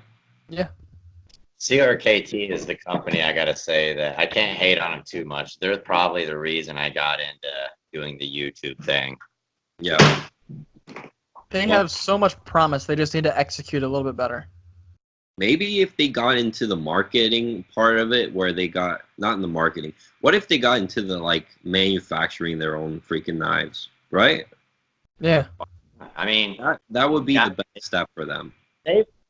With all the designers that they have on hand, I don't know how they can. Maybe that's why they don't. Maybe they can't afford to do that because they have to pay all those designers they have so much royalties.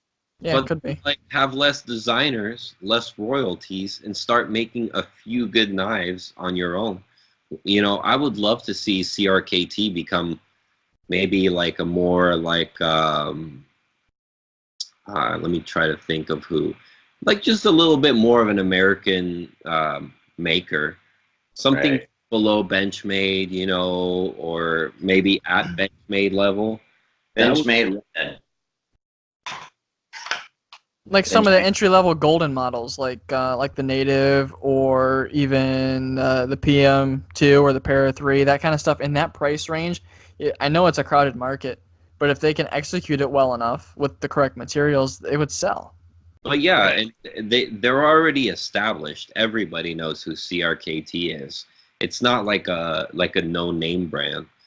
And they're always known. Like, what I appreciate about CRKT is that they will take a knife that most people would be scared of trying to produce, and they'll actually make it based on the way it looks, based on the way it functions.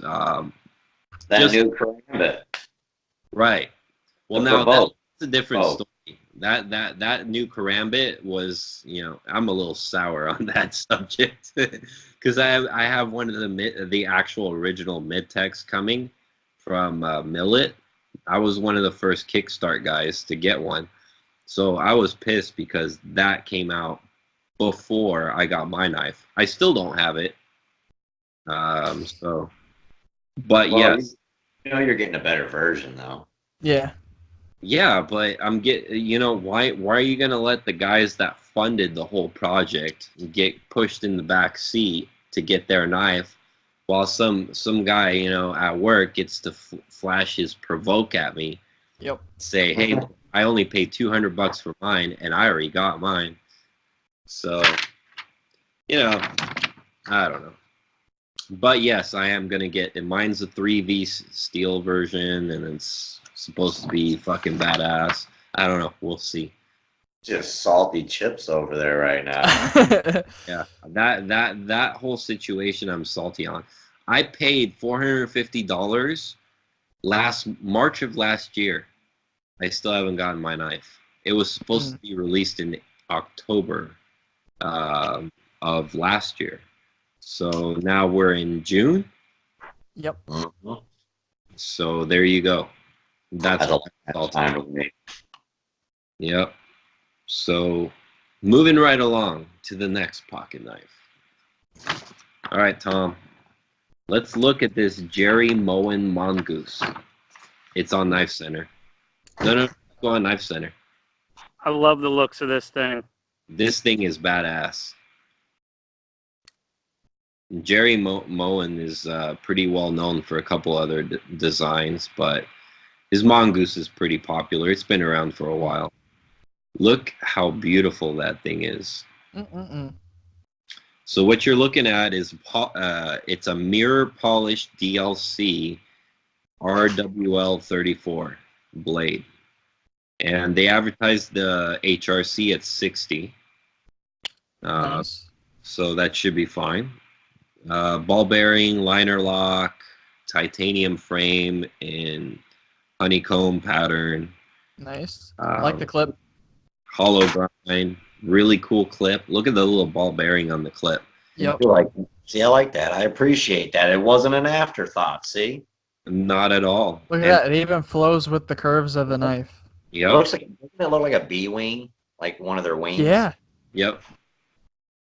And then it's got a nice pivot on it, like pivot screw. The back spacer looks nicely well finished. You could see, again, that clip is just definitely not an afterthought. And the flipper is nice too. Is it? It is. It's hidden hardware too. I like that a lot. Yep. That's that's a very well done knife. I like that. Yep. So I thought that was a notable one when I was kind of peeking through. Again, it's not a new design, but he's been making these for a while. But I really, really appreciate how he's finished these knives. I think he's pretty well known for his Max Evolution. That's his more popular model. That kind of does. That's a pretty appropriate name too, because it kind of does remind me of a mongoose. Yeah, I guess it could, huh? Like that long, slender body. You're gonna Google a mongoose? Oh yeah, we gotta pull up a picture. Like it kind of does remind me a little bit, if that's fitting. I like that. I like that blade profile. It's got that harpoon on the Yep. top. Yeah. I know that recurve will scare some people off. Yes. But, BJ and I had the exact same thought. I love it other than the recurve, and I might even make an exception for that. No, but you know what? Look at that sharpening choil on the plunge line, how well it's done. Yes. Now look back out of this one, Tom. Back into Knife Center. One more. Yep.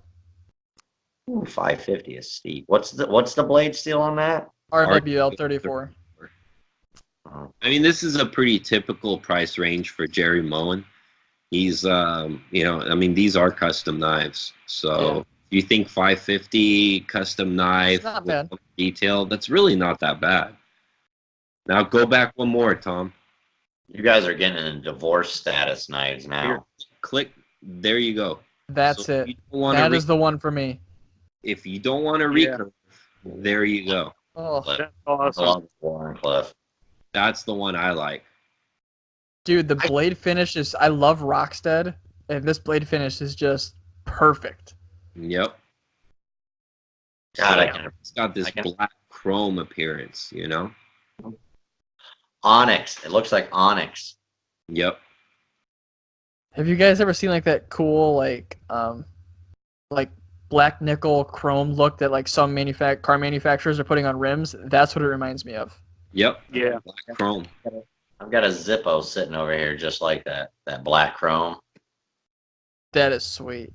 So that might be a nice knife for a lot of people who want to get into customs and be around the $500 range.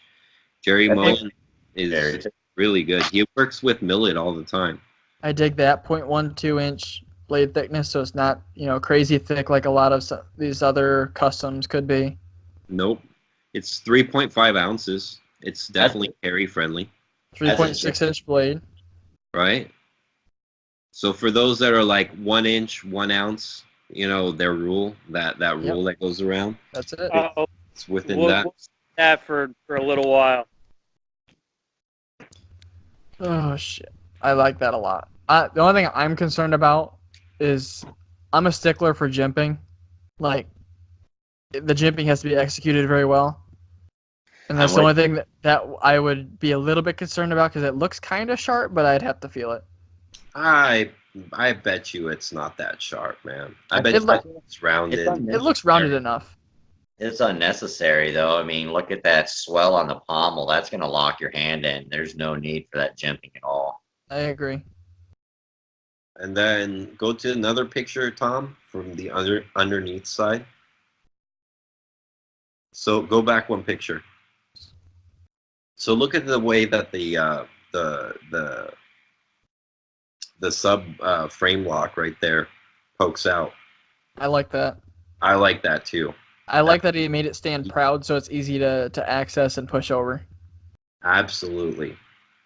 There's so many knives where I have to stick my finger in between the freaking scales to like jam it in there just to get, good purchase on the freaking lock. So I really appreciate that too. You know what would be really sick on this knife is a Timascus pivot collar. Just one little pop of color. Yep. It would be nice. It would be nice. Even a polished one would look good. That would look cool too. Right? Even on the flip, like a anodized ball. Yeah. Right. Oh, that would look cool too. Just something small, something real minute. I mean, even like a red ball or something on that would be sick. See, like, I don't know. I know that a lot of manufacturers do like the pivot collar and then the clip to match.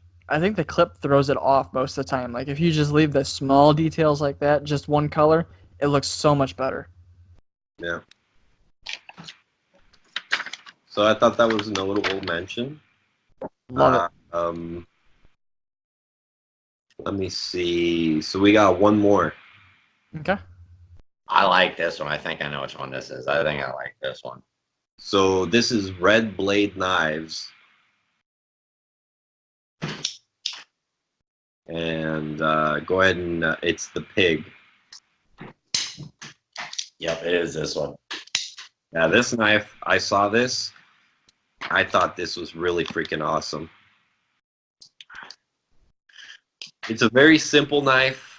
It's really down and dirty business. I wish they had a top view of it. I think maybe you probably want to go to a different website, Tom, because the cool thing to see is when you go at the very top of the knife, you look at the blade stock, and then you look at how hollow grind it is and to a thinness. Okay.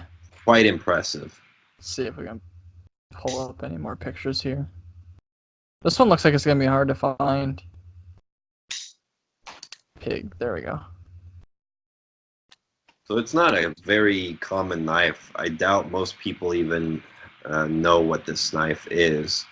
But I thought it was a notable mention because look at that. Look at that blade. I was going to say, look how beefy that is. That thing is a monster. So, but what is the blade thickness? it gets ground. Oh, dude, A quarter inch. it's a quarter inch. Jesus Christ. But it gets ground really thin, so it's actually quite. It looks usable, you know. That's like Wow. at his spine right there. So when you think of a tactical knife, I think this is as tactical of a knife as you can get. It is a no nonsense, all business, just a beefy ass knife. That And, G10 looks like it's a cheese grater. oh, it is. You know, This is operators. it's I a think pocket. Sure. I think this thing was designed to use for operators. They use with gloves and such. Um, it's just really like a dirty, like That's a down work. knife. All right, Justin, judge this pocket clip.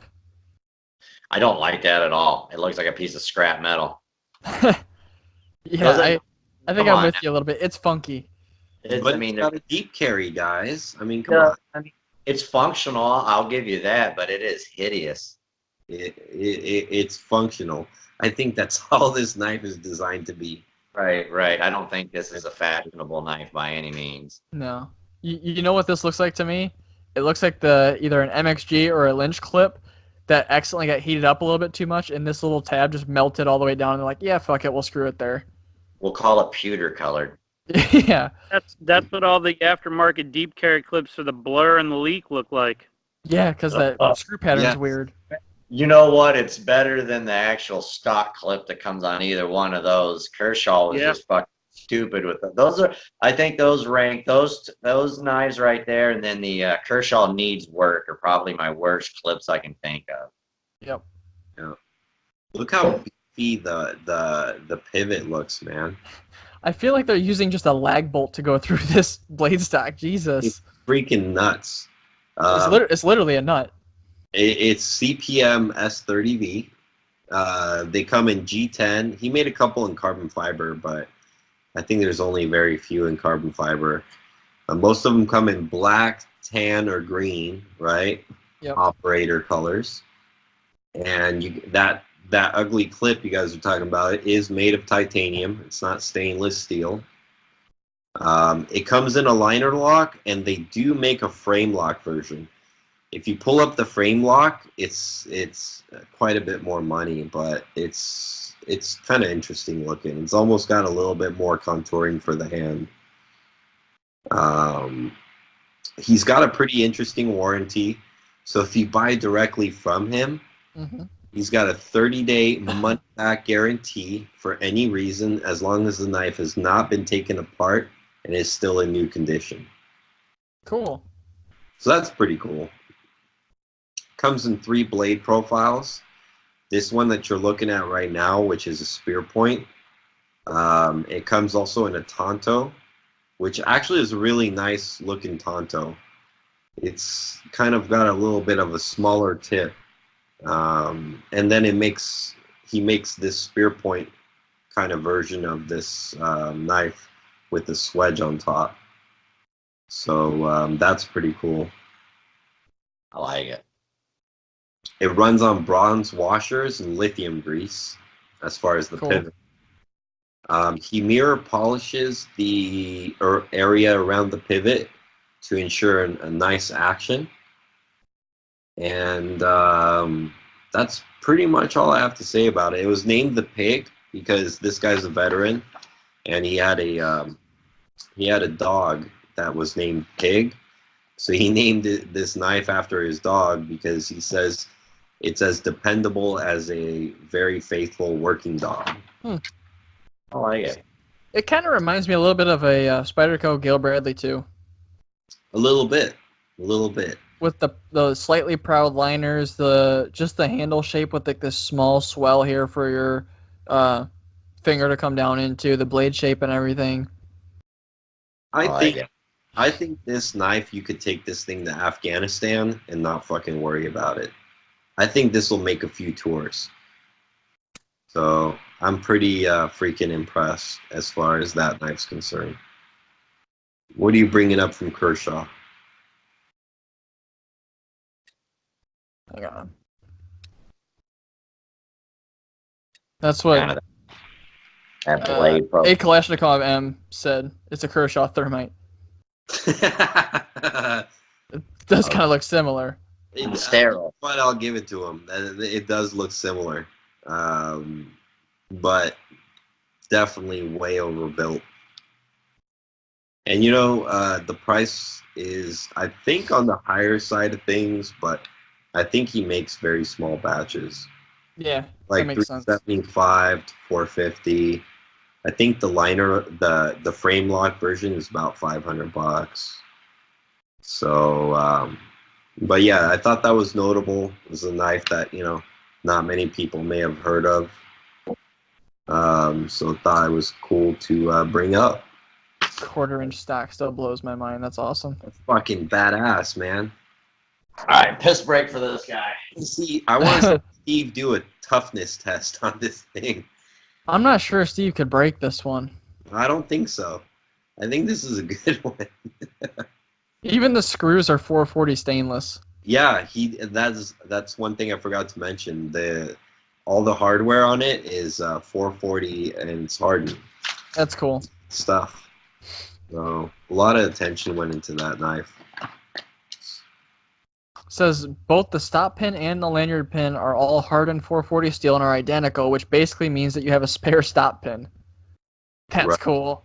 Yep. All right, I got one that was this the last one. That was my last one. Okay, I want to talk about this one. What is that? The HEA Designs Wingman.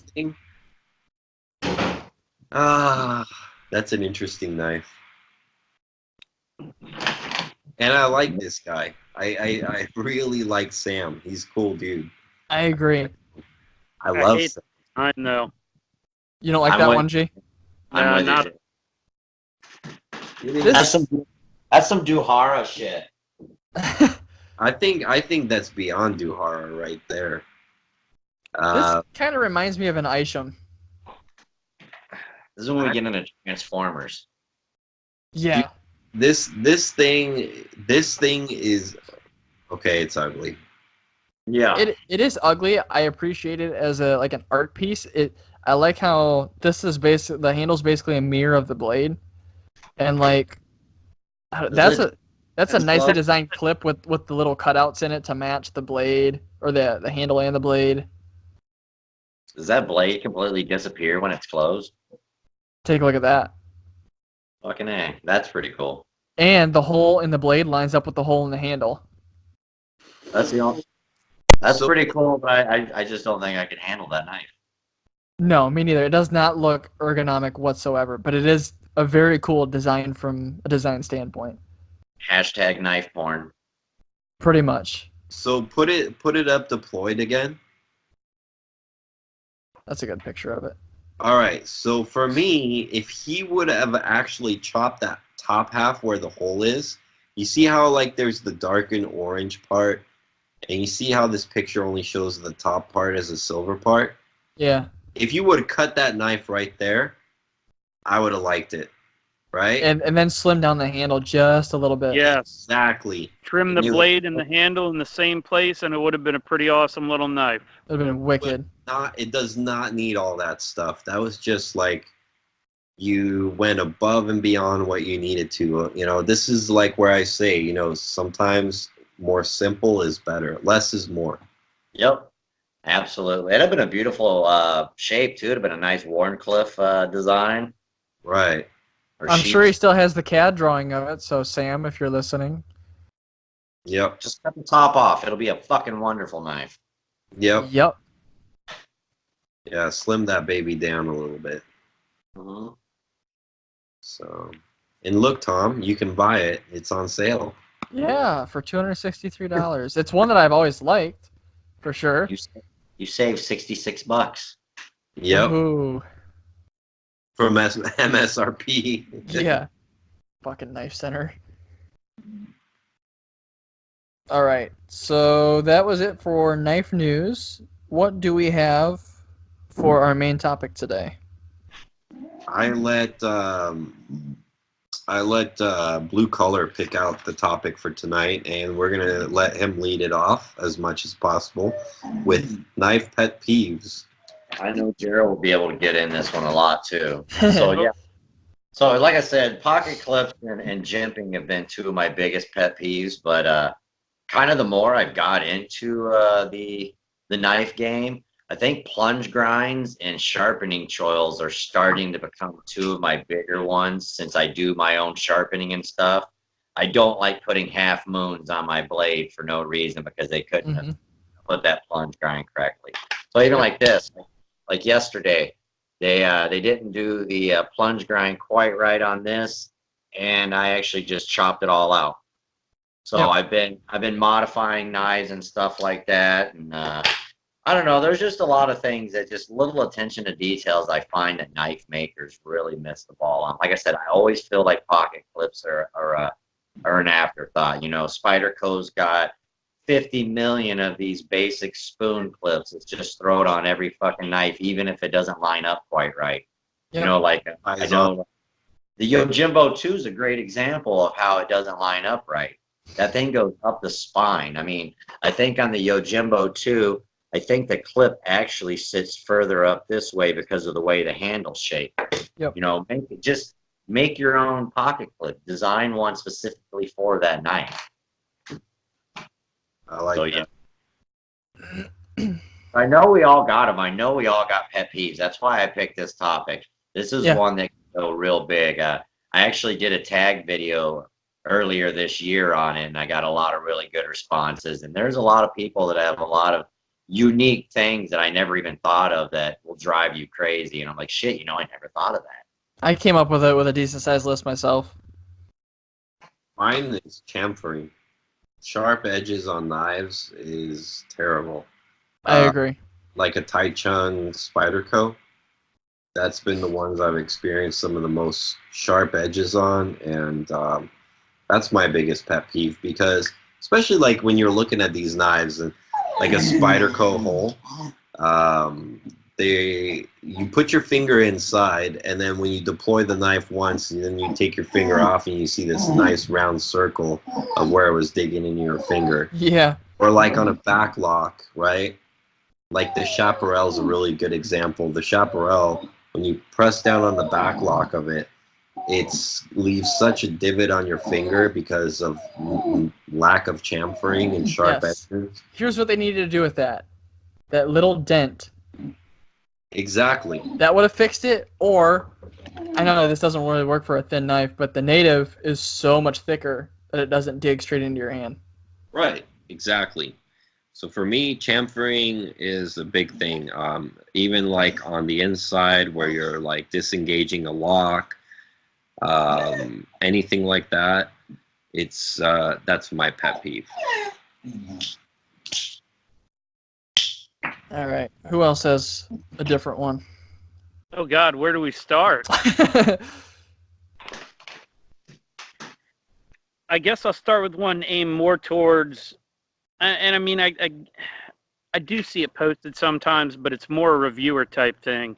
That blanket statement of X knife has thin stock, so it's going to be a great slicer, is biggest line of bullshit I've ever heard. Some of my thinnest blade stock knives are the thickest behind the edge. The 0450 from ZT.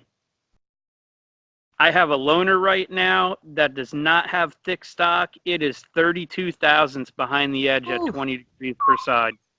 That's axe geometry. Oh, yeah. I'm with you. You know, that's a card I don't ever pull out as a reviewer. I don't do the thin stock. It's a real slicey blade. Because, yeah, it does. Nobody thinks of edge geometry when it comes to that.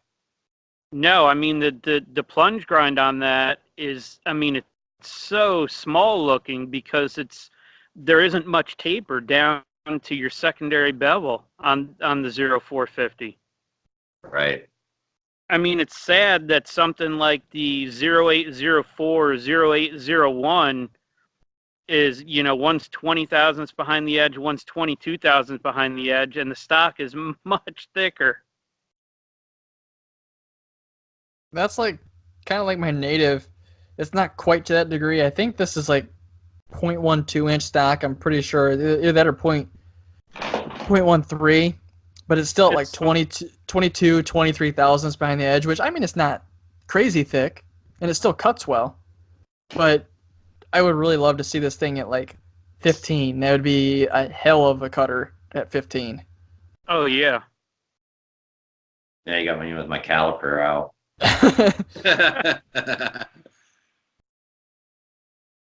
Yeah, I don't know. Some of that stuff just doesn't make sense.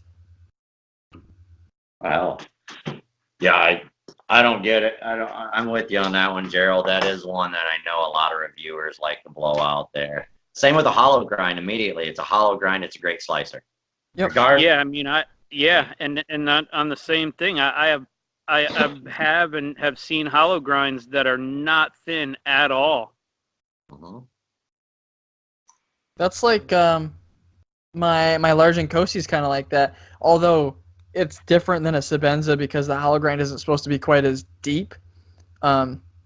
The hollow grind on this side, this is 0.14 inch blade stock, and I just sharpened it for the first time, just at 20 degrees per side, and the behind the edge I think it's 24 thousandths. Not bad. I mean, it's not terrible, but it definitely could be better. Right. Well, yeah, I mean, when you talk about could be better, I mean, tons of things. I mean, the Civivis, you know, all the ones I've had through my hands, flat ground or hollow ground, I mean, I don't think I've had one that's more than 13 thousandths behind the edge at 15 degrees per side. I mean, the Statera that I have, it's a flat grind, and at 15 degrees per side, it's 7.5 thousandths behind the edge. Jesus. So it's not a question of can it be done. It's just not being done. Right. And I kind of don't understand why. If they can do it and I understand it's a different manufacturing facility, but then if you can do it on that cheap of a knife from China, we should see it across the board on all price point knives from China. Wondering if some of these companies are kind of afraid to do that because you're leaving less material behind the edge and they don't want warranty claims for that kind of stuff, for people being stupid. I mean, it's definitely possible, but considering, you know, how some non-knife people use their knives. I'm gonna pry with it. I cringe every time. I just bought or I didn't buy. I got a guy at work. I just got him a Civivi Backlash, and he brought it over to me the other day to sharpen already. It's bent. I'm like, what did you do? He's like, I pried a door with it. I'm like, why? Why? This isn't what a knife is made for. Yeah, I do some very light prying with mine from time to time, like a staple out of a box, and that might be about it. Yep. That's about as far as I go. I'm not prying with any of my knives. No, it makes me cringe every time. Like, I don't know if you saw my post on Instagram, like, I don't know, it was a little bit ago now. And albeit I'm trying to, like, test the limits of this native Maximate, but I was like, let's pry this battery out of this caliper. And tink, there goes the tip. I'm like, uh-huh. Yep, there's a limit. Time to reprofile. Yep. I mean, it's the tiniest amount. Like, one sharpening will probably take it out, but I'm like, well, fuck. Yeah. That's how it goes, though.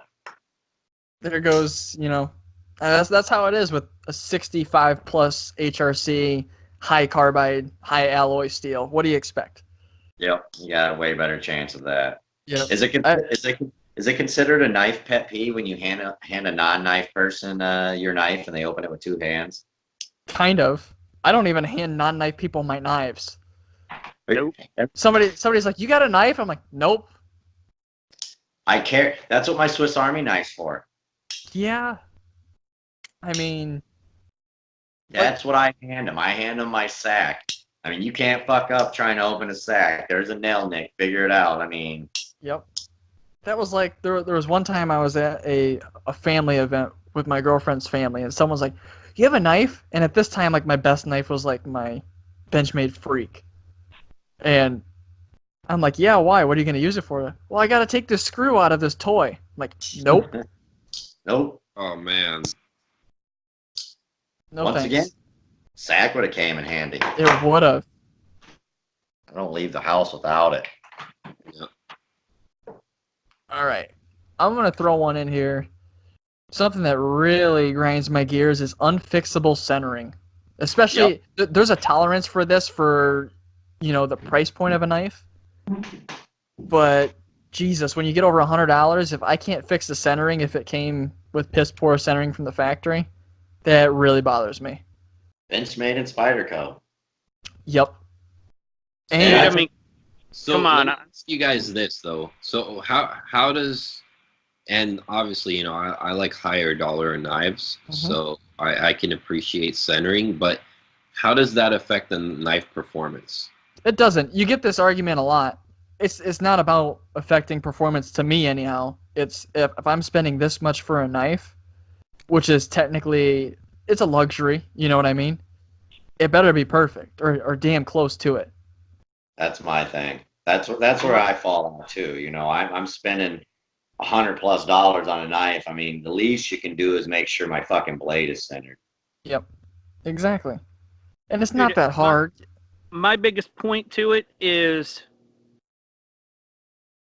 if I can buy a steel will, even though the heat treat on their D2 is garbage and it's centered, and I've had multiple Rat 1s and other Ontario folders in the under $30 range. Every single one of them's been perfectly centered. If you can do that on a $30 knife, but you can't give me that on a $150, $200 Spyderco, I mean, or Benchmade, that to me, that's what bugs me. Civivis, every one I've had through my hands, perfectly centered. I mean, the list just goes on and on and on of stuff that's not messed up, and it's cheap. Here's something really cool that I figured out the other day. DLT posted a picture of a Benchmade proper all torn down. I don't know if you guys saw that or not. The one that they had torn down had 3 washers in it. They said, someone goes, well, why are there 3 washers? So they went back through and tore down like 3 or 4 more. All the others had 2. It's because when Benchmade is reassembling or hand assembling these, the guy who was assembling it decided that the centering was off, so threw in another washer. It may not be the prettiest thing, but hey, it's a slip joint, and at least they're paying attention to it. That's not. Do that it. one should be garbage. That's scandalous. Do it with the rest of your knives, goddammit. If you paid that much attention to the rest of your knives. But that's scandalous though. That means that they had to put a whole new washer in there. Yeah, I did something That was means way that off there. Yeah, that means the CNCing's off on it, so that blade is not right. They said that's kind of common, I guess, for the proper is depending on which model it is, the assembler decides how many washers go in. He's fired. Fire him. Would it be his fault or the ones that are machining the blades? I mean, he only decides that it's off center because somebody didn't machine that blade right. Whoever set up the tolerances for those blades should be. The entire QC is fired. Benchmade QC should be fired anyway. Because the guy who put the 3rd washer in there, you know what he should have done? Throw it away. He should have taken that knife and thrown it in the garbage can. Yep. That's what he should have done. So give me another one. Or sell them as markdowns. Do like 50%ers. Hey, this one's got this wrong. It's just as good as the other one, but extra washer. Yep. The milling's off. You're not being scandalous because you're letting them know, hey, it's fucked up, and somebody's getting a decent knife at a discount price. I think they should do that with some of the shit. VJ just read my mind. He goes, put it in the seconds pile. Yep. Yeah, Okay. exactly. Hey, what would sales guys say about that? He would say he loves it no matter what because he loves all knives. I love God. He loves it all. I love sales guy. He's Who wants to throw another one in here? I have another one, and Best Tech is famous for it. They put way too sharp a jimping on their flipper tabs, so like some of the models, the Engine, the Goblin, small knives that force you to use that forward choil, that jimping digs into my middle finger no matter how I try to grip that knife. Mm-hmm. That's a middle finger right back at you, Gerald. Yeah, exactly. I'm with you on jimping. I'm a stickler for jimping. Like I said earlier, it has to be executed very well. And I think if a knife is designed well enough, and we talked about this with Banner, if the knife is designed well enough, you don't need jimping. It should just lock your hand in to begin with. Exactly. I think the only thing that jimping is good for is like for a knife that's intended to use with a glove. Fixed blades. Yeah. Right?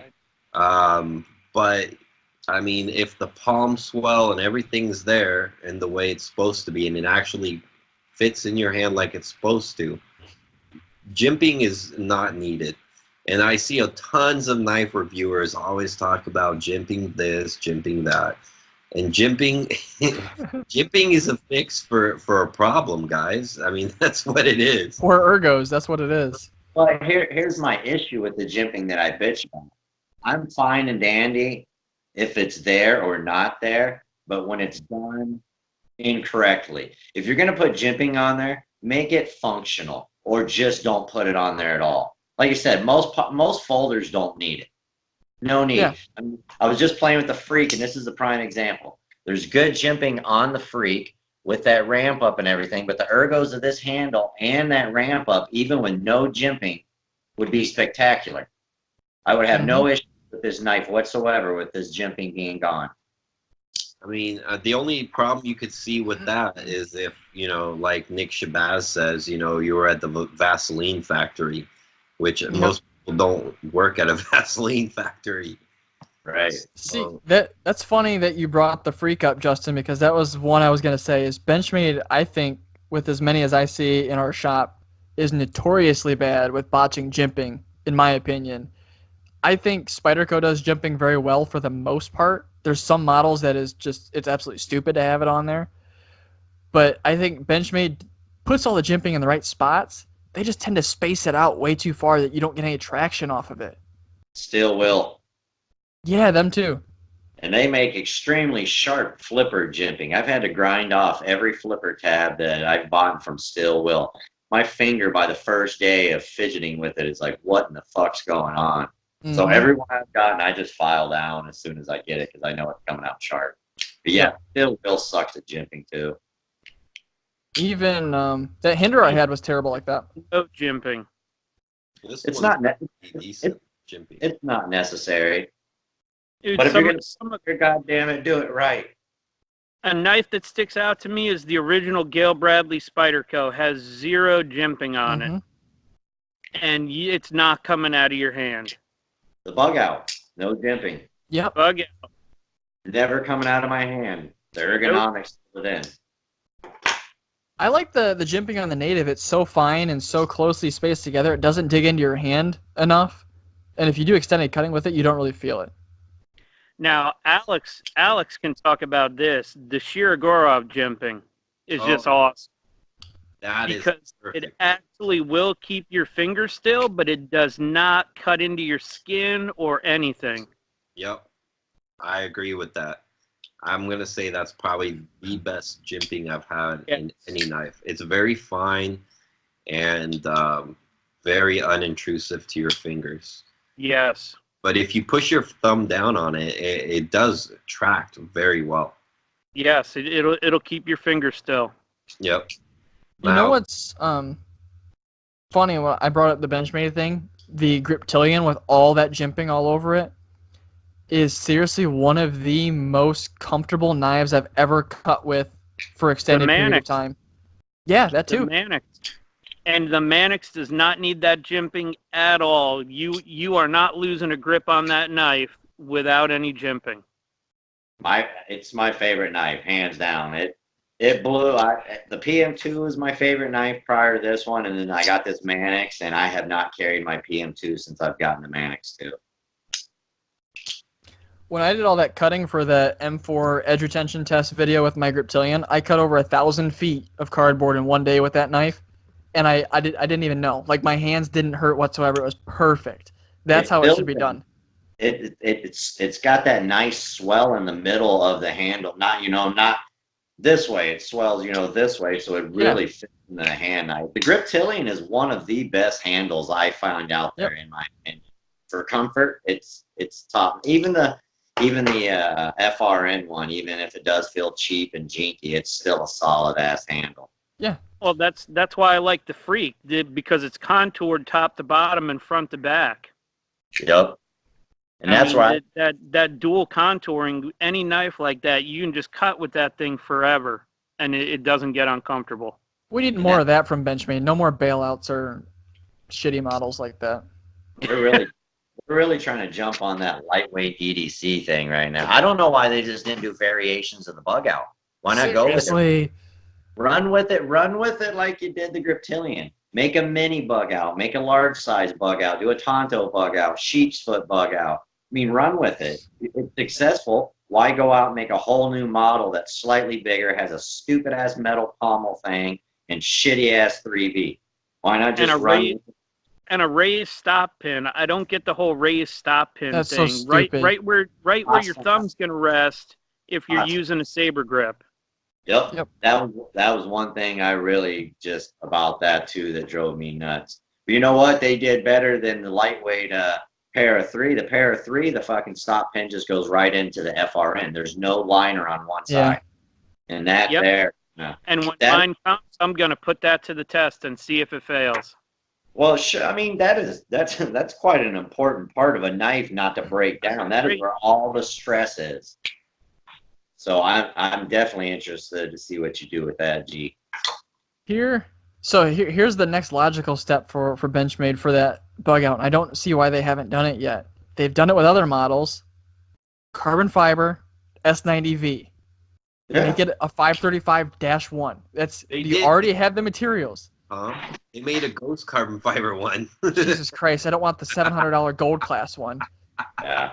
Oh yeah, I'd definitely be down for carbon fiber and S90. That'd be pretty nice in the bug out. Price it at $250. It'll sell like hotcakes. Oh yeah, they'd be gone quick. I mean, immediately. Their marketing guys that's who needs to be fired. Their marketing guy. I don't think they'd have any issue, even though that's roughly double the price of what the standard model is. People would pay that. Yeah, but you're getting a superior knife. Come on, people are paying $280 for a carbon fiber Shaman with S90V. Yep. And it's just a poor design all around. If you guys want a carbon fiber bug out, you can always buy a bug out and go to Rogue Blade Works and buy carbon fiber scales from them. Yes. I don't know what they charge for those things though, but I know it's like $110, I think. So you know what? How much is a bug out? So you said double the price, so right there. Yep. Right. Okay. Now, I just put a set of those scales on a knife for somebody. While I think it looks better, it made the knife less user-friendly, in my opinion. It is less comfortable with the way those carbon fiber scales are cut. See, that's why I think it'd be better if Benchmade did it themselves. From Rogue Blade Works? Interesting. So really good work. Here's the rumors with Benchmade too: is they're gonna start offering a program where you get you can buy aftermarket handles for your knives. Like their custom shop thing. Exactly, but they're gonna start offering these separately, like in titanium, brass, copper, carbon fiber, different colors of G10. Right.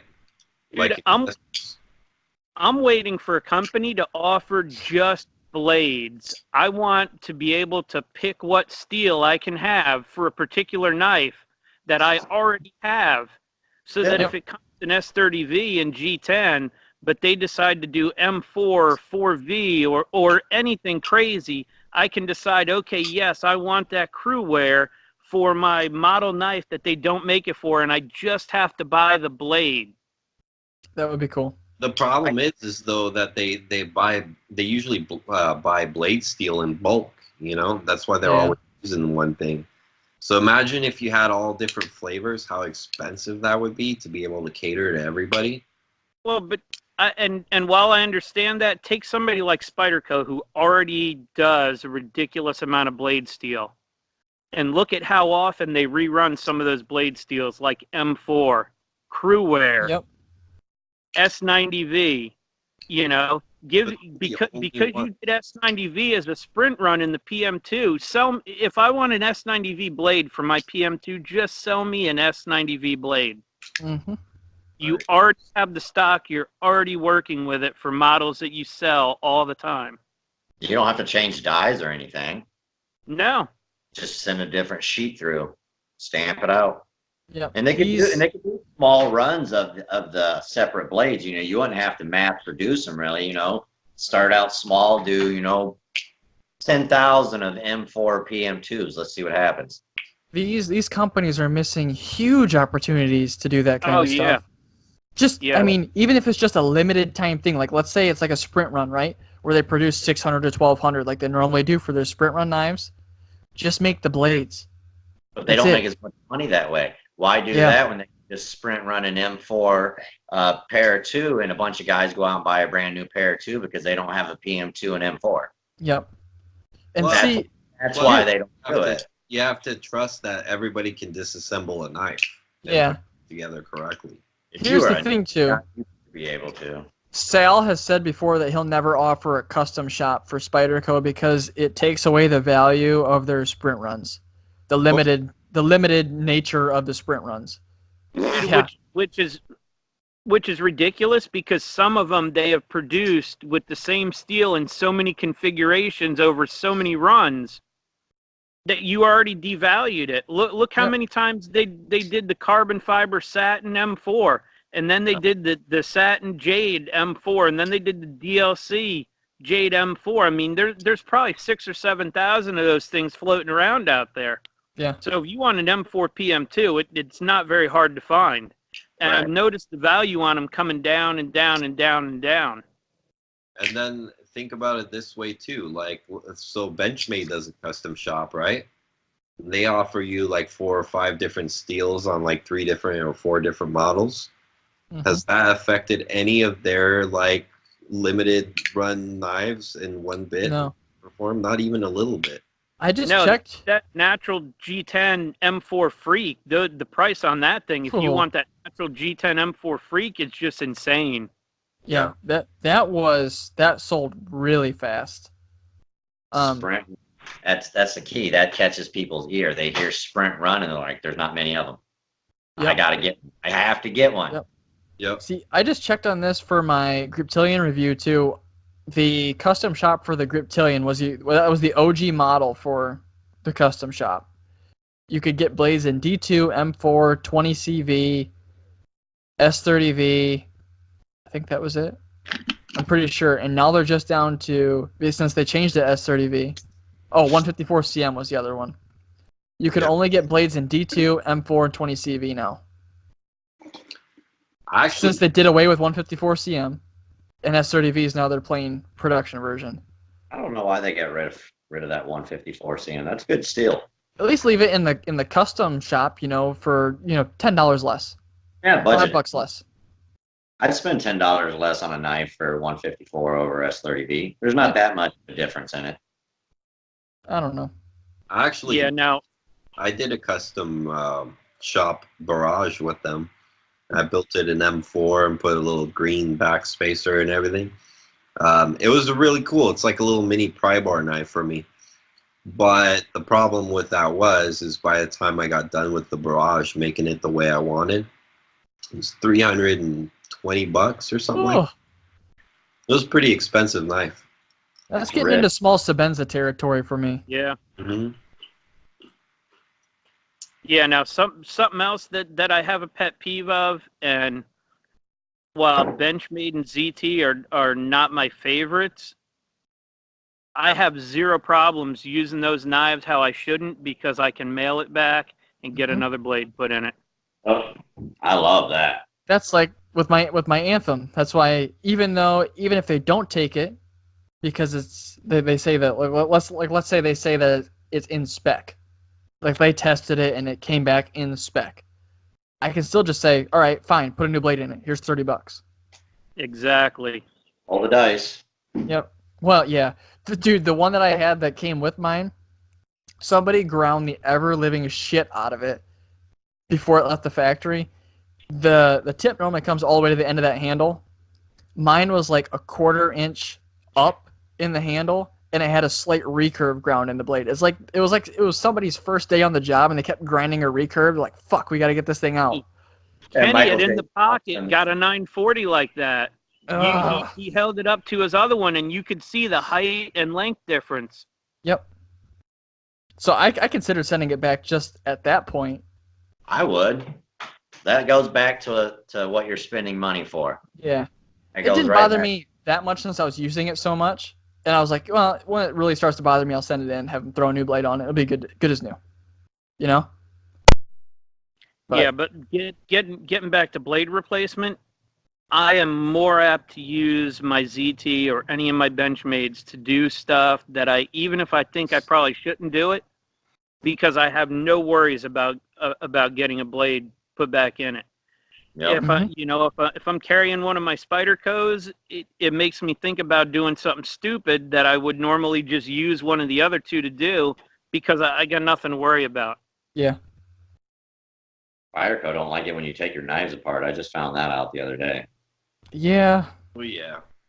They won't warranty if you assemble it incorrectly.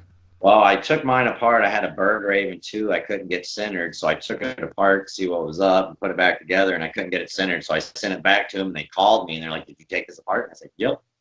And they're like, "Well, we'll let it slide this time, but you're not supposed to do that." And I'm like, what fucking knife guy doesn't take his knives apart? What fucking knife guy? I'm that fucking guy that when I get my brand new knife, I take it apart. I want to see what's inside. Yep. I want to see what they've done. I know a lot of guys are like, well, why would you take it apart unless you have to? Well, why the fuck not? Yeah. I want to see what's up. Well, I will say in their defense, though, because I've dealt with them on warranty a few times, they give you that whole, don't do it this time, we'll take care of you this time, pretty often. So as much as they have that whole, like, yeah, we're going to avoid your warranty, if they use it more as their ticket of their way out of having to do anything, but they usually make good and do their stuff. Yeah. They replaced mine with a brand new knife, so they did really good with it. That's cool, man. That's good to hear. Yeah, I was happy. I mean, I've had good luck with them. Now, the thing that I didn't like, and this could also fall under pet peeves, I bought a Sprint Run Spyderco. And besides the fact that it took 2 hands and pounds of force to open, I set in. I actually talked to a lady on the phone a few times, and I don't like their policy of, well, if we can't fix your Sprint Run, give you MSRP and you can pick something else from our catalog. No. The only problem was the MSRP on an M390 Para 3 was like $6 more than an S30V Para 3. Yep. So in the end, I would have ended up paying $50 more for an S30V Para 3 than I could just buy it anywhere else. Yep. Oh. Yeah, that's a no-go. An M390 Para 3? Yeah, the Bento Box shop one. And Bento Box didn't want to replace it? Dude, Bento Box is like, no, go to Spyderco. We don't do returns or exchanges. Yep. But I've heard horror stories from Bento Box. You, Bento Box. Like, come on. These are your exclusives. I know you got another one back there somewhere. That they're going to sell for this fucking like insane prices. Months before they sold out, too. That thing took forever to sell out. Surprising. Mm-hmm. I think they bought a lot. I think they bought the full 1,200 instead of the 600 like a lot of yeah, I do, too. stores do. Oh, by the way, listeners, if you like the 20 CV PM2, it's coming back out again for a third run. The DLC one, though, not DLT's coming out with another one. Yeah, go ahead and ask Steve how the test on that thing went. Well, All right. Yeah, it cut about 5 feet more than S30V did in a PM2. Premium Super Steel, boys. Good thing it was only $150. Yeah. Unless you bought it on eBay right after it sold out in 3 minutes, then you had to pay $250, $300. Yeah, exactly. Let's try and get back into some of these pet peeves here. we got off track again. It's pretty easy to do. I'm gonna say that happens every episode, doesn't it? Oh yeah, well, it's mostly Steve. Steve will ramble on and on and on for 45 minutes. The reason why the color of the screw is wrong. Where the hell is Steve, anyways? I don't know. It's all right. It's okay.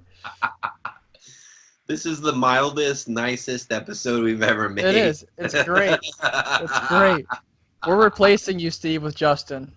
Oh, man. He's going to go on and on about that 3V toughness steal. That was pretty good, though. Did you watch that? I've watched the first 10 minutes. Don't spoil it for me. It's good. I only got to see about 25 minutes of it, so that's all I could watch before the podcast started. I got the notification when I was on my way home from work. I was like, fuck, I won't have enough time to watch this before we start. It's quite good. I haven't watched the whole thing either, but it's a good review. I really like what he did. Sweet. All right. So, Steve, Tom, let's go. Next one for me would be uneven blade grinds. Yes. I'm not really talking about edge bevels per se because I can fix that. That's not a big deal. But the actual primary grinds, if they're way off, come on. That's your knife. That you're grinding a knife. You should know how to match two sides. It's not that difficult. The sad part. Knives have you encountered that have had that? I had a freak at our store that one side of the flat grind was a full 1/8 inch higher on one side than the other. Wow. 1/8 inch, holy cow. Yeah, it was a lot. It was very noticeable. Wow. I've seen uneven primary grinds are way more common than, I mean, they're not super common, but I've found a couple dozen. I've sharpened a ton of knives, hundreds. I've found a few. So, I mean, some you can just look at the plunge from underneath and you can see that it's off to one side.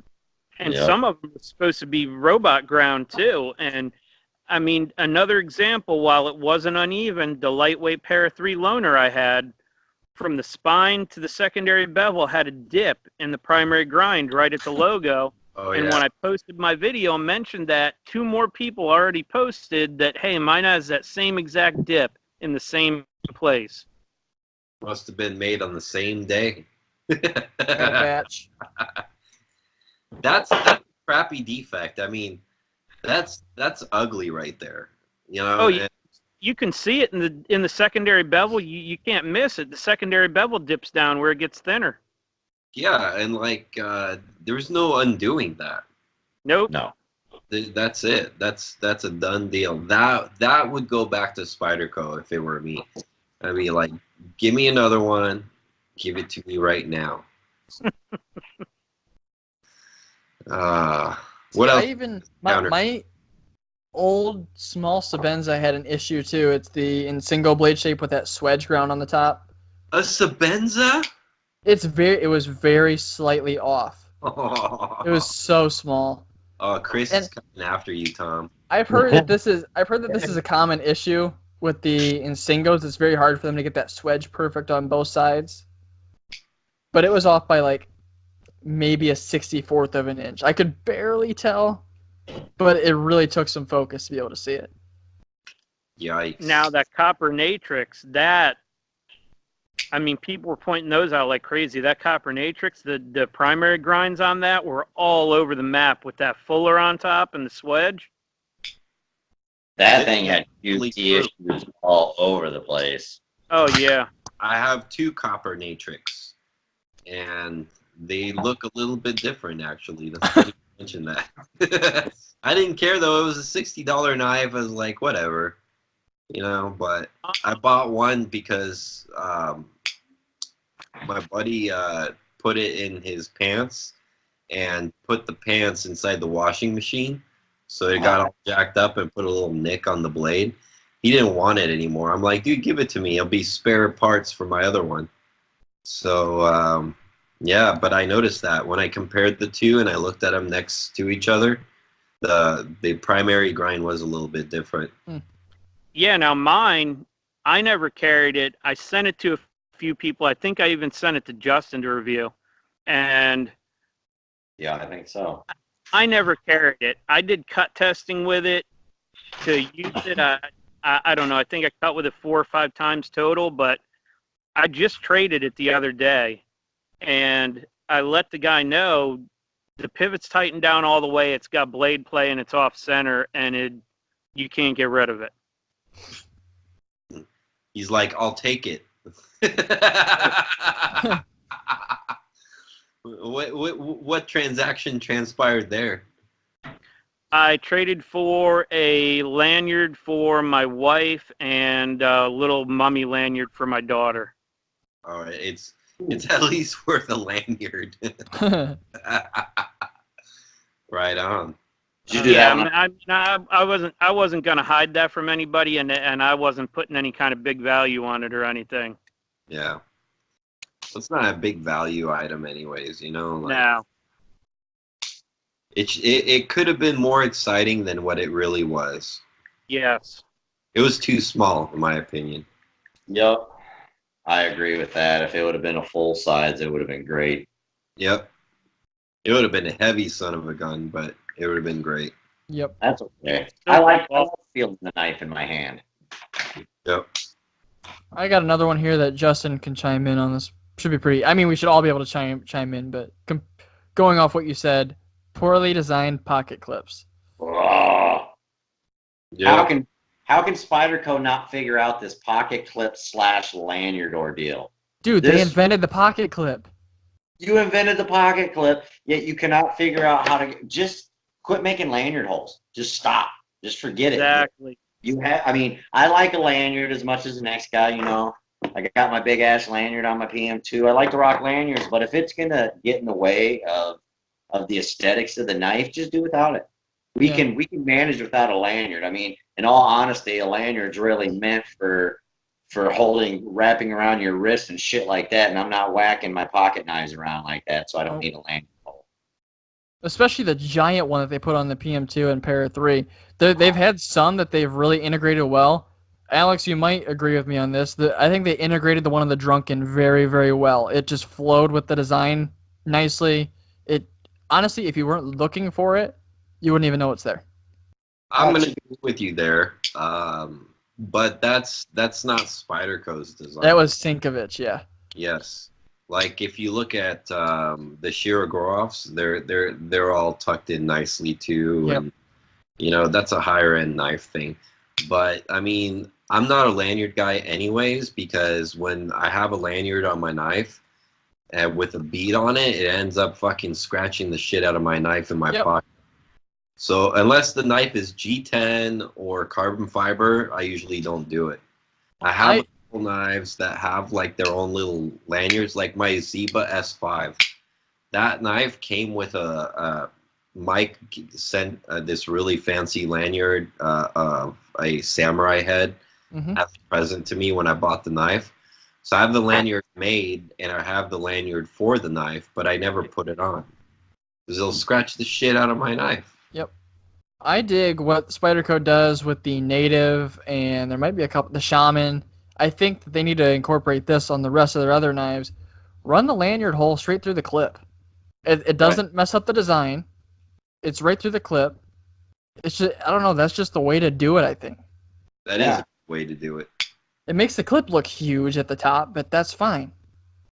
You know who's my favorite lanyard people? Chris Reeves. Yes. Yeah. That's my favorite. Absolute my favorite. It doesn't scratch your knife. It just fucking pokes out just enough so you can pull it out of your pocket and use it like it's intended. I mean, to me, that's a perfect lanyard. That's my favorite lanyard, hands down. That is the only knife I have that a lanyard just feels right on the knife. It fits perfect. I mean, you know, and look at this Strider. This Strider's got one right here. I don't know if you can see it. That's pretty good, too. Well, never mind. No, the fucking blade goes right there. You're going to cut it. Yeah, like at first I was like, yeah, that's a good spot for it. And then I looked and saw half the blade in there. I'm like, never mind. But, hey, look, you know, you can always use you can put lanyard in there in the pivot. Jesus. You know what Alex said about the Shiro, what I like about that is the lanyard hole is recessed and it's only on the show side scale. Yep. So it does not mess with the pocket clip placement at all. I like that. There's no compromise there, you know? Like you can't. Nope. It's either the lanyard's more important or the pocket clip. You got two different kind of people that are going to use it. And, you know, I rarely know anybody that's going to remove the pocket clip on their knife and just use a lanyard. So if you're going to do it, just do it right. You know, do it for both people. Mine's for all fashion. I'm not even gonna lie. Yep. Mm-hmm. I mean, there's no. I mean, there are some knives, like some of the smaller knives, I'll put a lanyard on just to have that little extra grip on my like pinky finger or something like that. But other than that, it's all fashion. Yeah. Now that's a good use for a lanyard too. On those very tiny knives, you just want to have a little bit of extra traction on the backhand. I agree with Justin on that one. That's actually the thing I like. minimalist that CRKT now makes. Mm-hmm. He did that. It's only a 3-finger knife, but your fourth finger has that little mini lanyard, and it gives you a full grip on it. What was that? The spew? No, the minimalist that was originally custom design. Yep. That's the little neck knife, isn't it? Yes. Yeah. That's, My All right, next guys. one. Before you go on, I got to run. I got stuff to do. Okay, I think we're gonna wrap it up here soon, anyhow. So, All right. Good to see you again. later, G. Sweet. I like the mask you're wearing. Good, isn't it? It is. Troll mask. It's really scary. Had yet. All right, guys. Have a good one. Peace out. Later, G. All right, my next one was too many parts in a knife. It doesn't have to be a car. That is true. There are some that are just a pain in the ass to take apart. I sent this to the group. I don't know. This was probably 2 or 3 weeks ago now. I wish I would have sent it to you too, Justin. It was a Cultrotech. Have you seen any of their knives? So the Cultrotechs are really cool. They're great looking knives. This knife, they had it all taken apart and laid out. I counted. There was like 48 pieces. Yeah. I'm like, what in the fuck? That's like a Lego setup. Seriously, I was like, what in the hell is going on in there? So I'm a big fan of that company, by the way. I love their designs. Dude, if you want to talk about heat treat, doing all this stuff themselves, everything down to every part that you can think of, it's all done by them. Yeah. Nice. Even their packaging is unreal. Yep. And then here's the other thing too. With those knives, they are not only like an engineering feat, to say the least, but they are going to be the only knife that I've ever seen. Like, I want to say to say that it outperforms bearing knives on the washers is an understatement. Wow. These things will be like the Norsemen of the washer knives, except even better. I handled one, and I could not freaking believe it. I mean, it is the smoothest washer knife I've ever handled in my entire life. What type of washer are they using? Is it phosphor bronze? They're bronze washers. But the knife is tuned so well, so nicely that it just it falls shut like a guillotine, and but in a smooth, controlled fashion. It's nice. Look at reviews of that thing when you get a chance. I will. That's a pretty impressive Russian knife. That's on my radar. I want one of those, but you can't find one for like less than like $1,300-$1,400 if you're lucky. Yeah. If you're lucky, and they go all the way up to $3-4 grand. So, but yeah, I get what you're saying. A lot of parts. It's complicated for no reason. Yeah. That the whole idea of that knife, Tom, is like what I would almost call like an art knife. Yeah, I can appreciate that. It is designed to blow your socks off to show off what they can do. And that's why I have so many parts. I can appreciate that. I understand it's a different type of knife. That's just not, for me. Yeah.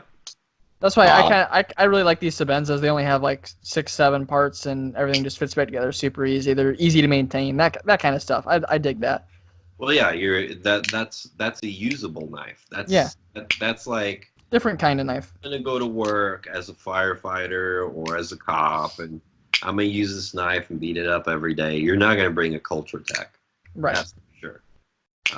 Culture Tech is just more like, hey, like, let me show you what I got. This is really interesting. That's pretty much more. It's a collector's knife. Yeah. You know. Another thing that really bothers me is different types of hardware on the same knife. So like different like screws. Like my Hinderer was terrible for it. Spanner, flathead, Phillips, and hex all in one knife. Why do I need 4 different screwdrivers to take my knife apart? Or the special pivots where you got to have the special Yep. tool. I still have. I bought a little stubby Weehaw driver with a spanner bit instead of. Rad. What'd you say?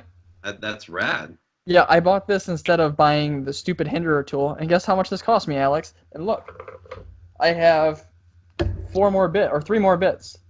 Nice. For I want to say it cost me like $16. Yeah, I was an idiot. I bought the Hinderer one. When I sold the Hinderer, I sent one of the bits along to the guy who bought it. I was like, here, so you don't got to buy the $75 fucking tool that goes along with it. I just bought the tool for this stupid thing too. Damn it, Alex. Yeah. I could have just sent you this thing. Yeah, I know. Yeah, but this one wasn't as bad as the Hinderer tool. This one I got from DSP, I believe that it was, and it was like $32, so it wasn't as bad. Not terrible. Yeah. But yeah, proprietary tool knives on the pivot. That's bullshit, guys. Medford. I hope you hear me, Greg Medford. Stop putting fucking proprietary freaking pivot screws. Yep. It's a way to make more money. It's like iPhones, man. You sell them the phones, but all the accessories you have to buy separate. Exactly. I think, Medford doesn't even sell the tool for it. I think some of these guys are so scared that, you're going to either A, take apart their knife, which has shitty tolerances, and you're not going to be able to get it back together in the right way, or B, they just don't want you idiots to take their knives apart, period. Whatever it is, they put these freaking pivots on there that are a nightmare to deal with. That's exactly what it is. Yeah, but, it is what it is, I got 2 more. How many? Do you guys have any more? I'm sure I have some. Yeah. What was that, Justin? I said you're pretty much hitting everything that I was thinking. Good. A lot of the hardware and the clip. The shallow hardware is another one that really gets me when they don't deep well the hardware a lot and you just strip the shit out the first time. Or when they decide to use the red Loctite CRKT, put your knives together. Yep. You can't take the goddamn thing apart. I think ZT is another one. I had a lot of troubles getting the pivots apart because they Loctited the damn things on there. Yeah. Spyderco's pretty bad for running soft screws and then the shallow hardware like that. Yeah. That's the Mannix is one of them. It's shallow screws. That's another thing. I hate to keep bringing the same damn knife up, but that's what I love about the Incosi is how deep this hardware runs. I could basically stick the drivers in these as far as the bit will go in on the pivot, especially where you're putting the most torque. Right, and that's how it should be. Yeah, that's because Chris Reeves expects you to take that thing exactly. apart. And guess what kind of drivers they give you? He wants you to take that thing apart. He wants you to clean it, maintain it. Yep. He wants you to have that experience. Exactly. He even includes the damn lube in the freaking thing. He includes the lube. He includes a cleaning cloth with the Incosi. He even throws in purple Loctite, which is just slightly weaker than blue, so it's easy to take apart still. Right, and the tool. He throws in, on this one you get 3 wrenches with it. 2 of them are the same because this is a free spinning pivot, so you have 1 for each side. Then you have 1 for the standoff or lanyard spacer. And see, and Chris Reeves is a tolerance Nazi, right?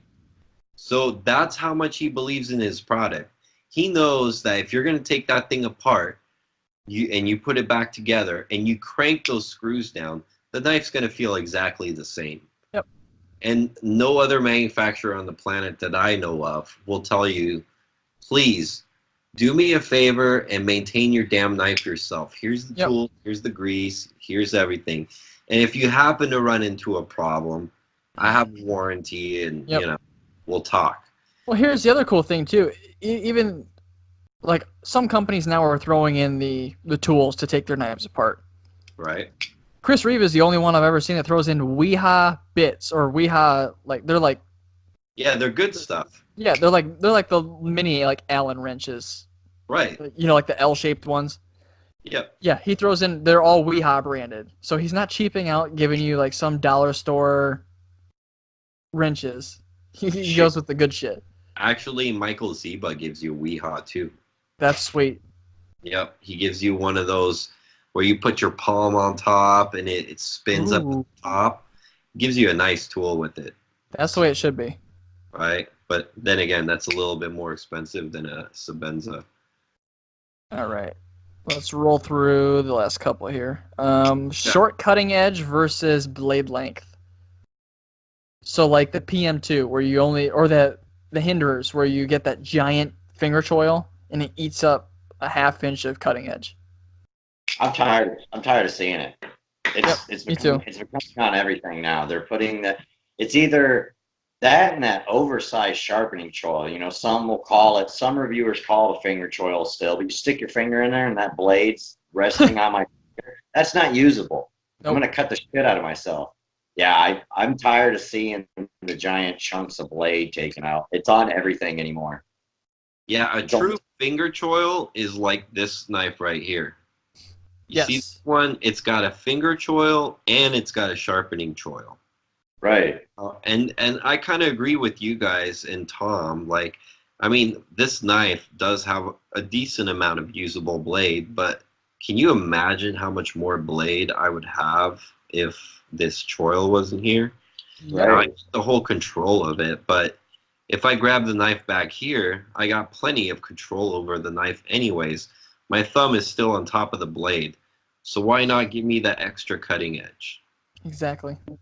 Oh, yeah. I mean, the PM2 is one, like you said, too. The PM2, I would take that blade. I would take that all the way back. I don't need that forward finger choil. It's comfortable enough in my hand holding that either hammer or saber without the finger choil for it to be just fine. It would be a better knife. I think it's a fad. I honestly think it's a fad right now. I think it's one of those things that, you know, the knives go through every now and then. It's a big thing. Well, everybody seems to be throwing those choils on anymore. I like to pack as much cutting edge as I can into the knife package. Like, the Native, I wish, was like a 3.5 inch blade. If you take out that finger choil, you can get a full 3.5 inch blade. Now, this is one of the rare designs where it feels 10 times better choked up like that. Right. For me. So, I don't know. That's just one thing.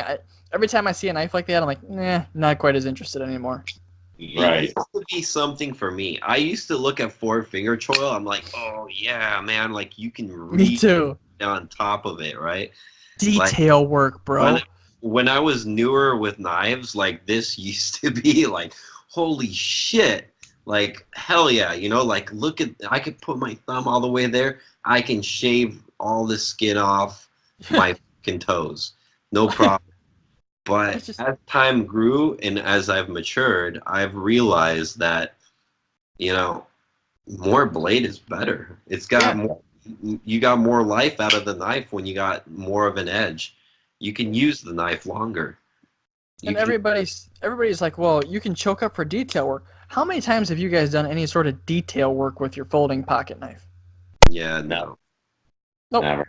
I mean, I have done some, but nothing that I need to choke up on. Yes. And even if I want to, I can still get the knife back here. Yeah.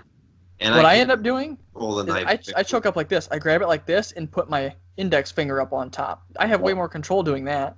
Yeah, absolutely. Right? And you can get control this way. I can use my thumb and get plenty of control that way.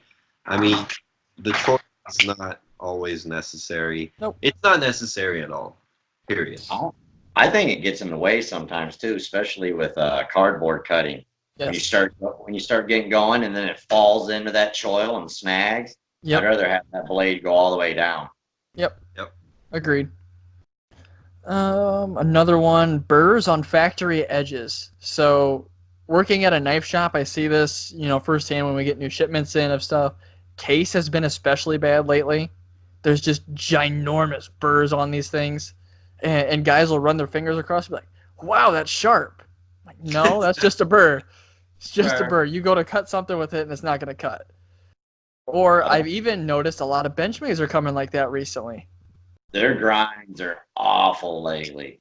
I don't know what's going on. It's like they hit them on like a 70 grit belt, and that's it. It's because when they took down, they used their equipment to break down all those weapons that got confiscated.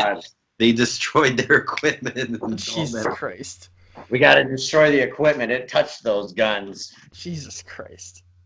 Oh, God. Who's tired of hearing about that shit? That shit still gets brought. I can't believe it still gets brought up this far along from some people. If you see any posts from Benjamin on Instagram, there's always people commenting that. I'm like, let it go. Come on. I actually had no problem with it. I mean, I'm a gun guy. I'm a veteran.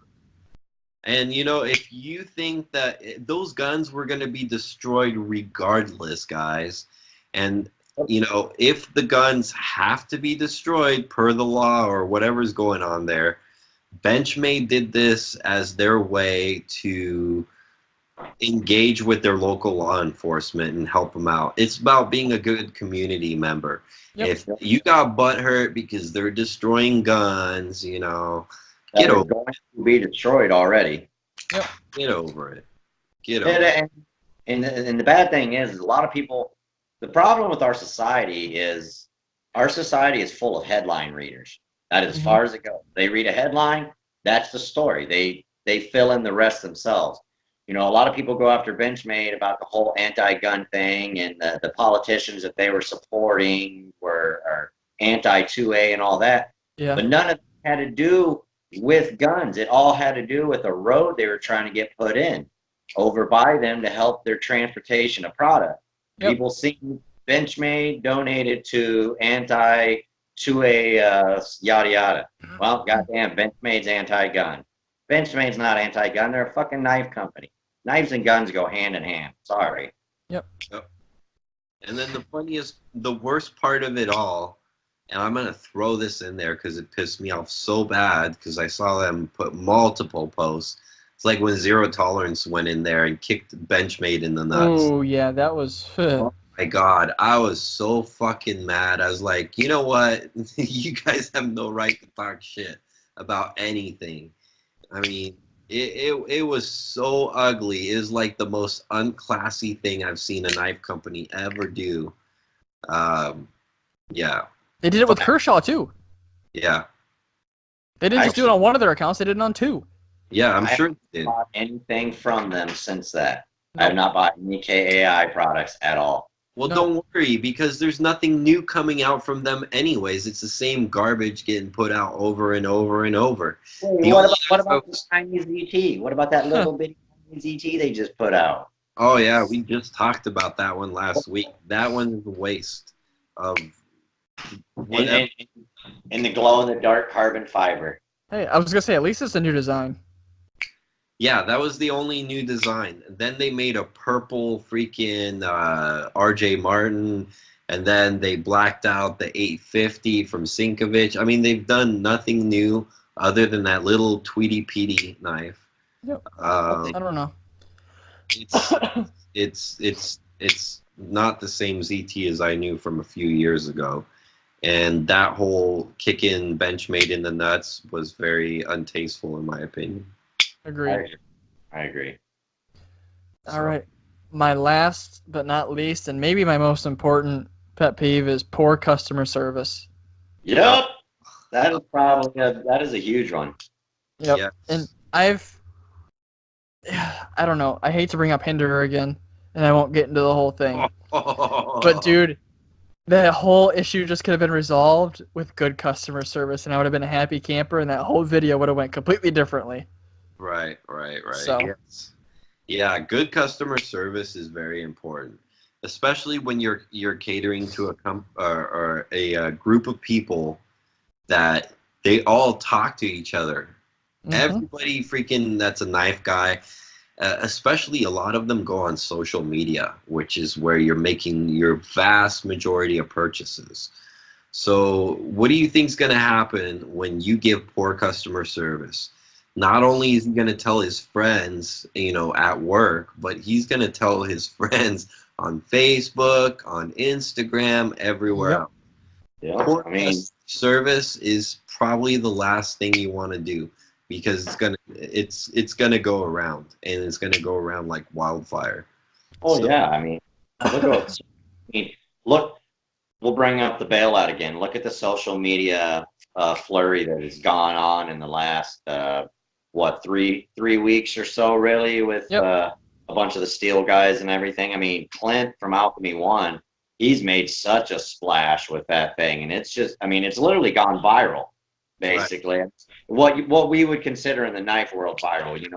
We're a relatively small niche, but everybody in the knife world knows about it. They all know that Benchmade's done shitty 3V. So Mm-hmm. yeah, people talk. Our voices are heard, and our community's tight. It's a tight community. absolutely. And here's the thing, from a salesperson standpoint, a good warranty is such a great selling point. Uh-huh. You're gonna sell so many more knives if you have a great warranty. That's how we sell a lot of Benchmades. So that's like one of the things I always say, the lifetime warranty, lifetime sharpening. You know how many sales I've gotten off of that just from telling people that? I'm like, if you ever have anything wrong with your Benchmade, they're either going to take care of you or they might make you pay a small fee if it was your fault. Yep. And you're good. Well, Yep. Tom, when you're at work, you should really sell that lifetime sharpening thing because you know how well they're sharpened out of the box. Yeah. Yeah. Don't Well, worry. Most likely it's fucked up, Here, but don't worry, they'll keep sharpening it for you over and over. here's the thing, Alex, is most guys aren't like us. They see an edge and it kind of feels sort of sharp. Like, this is nice. Like it. Yep. Yeah. I love using non-knife guys' knives. When it's like a butter knife and they're like, Yep. yeah, I just sharpened it the other day. And I'm like, Jesus Christ, man, what are you doing? Because they're going to see this on YouTube and they're going to go, whoa. Exactly, Alex. Look at this. Freshly sharpened. Whoa. Right across it. And then they try and do it with their own and they're like, well, what the heck? Why can't I do this? But mine is 20 CV. Well, stay sharp forever, isn't it? That's why I buy these high steels. I get M390 or 20 CV and I never have to sharpen it. Ever. Yep. Exactly. Now, if you buy Maximate, that actually is true. Just about. I've been messing with that crew wear lately, and I'll tell you what, that's some pretty awesome stuff too. Yeah. Have you tried Maximate? Because if you haven't, you need to. I've not tried Maxim, and I know Steve was telling me the other day with that too. He's like, you got to get your hands on some Maxim, bro. Jesus, dude, this stuff is dull proof. I had a Maximate PM2 that was stupid and sold. I should have still kept that thing. Yeah, you would have made a lot of money off that. I know. So here's the thing, Justin, about Maximate is like you can get it stupid sharp. You got to be kind of careful sharpening it. You got to kind of pay a little bit more attention, like S35VN or something like that. But you get it sharp. It's stupid sharp. It takes an edge, a very crisp edge, very easily. Okay. And as it breaks down, instead of it just like rolling or blunting, I've explained this in some of my videos. The edge kind of like chunks out, like at a microscopic level. Like you can't see it, you can't feel it, but because it Air out. it is not carbide tear out, Alex. God damn it! Carbide tear out. It chunks off at a microscopic level, which still lets it cut. It's like micro serrations. Exactly. It just eats cardboard for breakfast. So it just basically just flakes a little bit the whole time. Yeah, I have my little USB microscope, and I've shown it in the past 2 or 3 episodes of it doing this. It's very small. It's very hard to see sometimes, but it's there.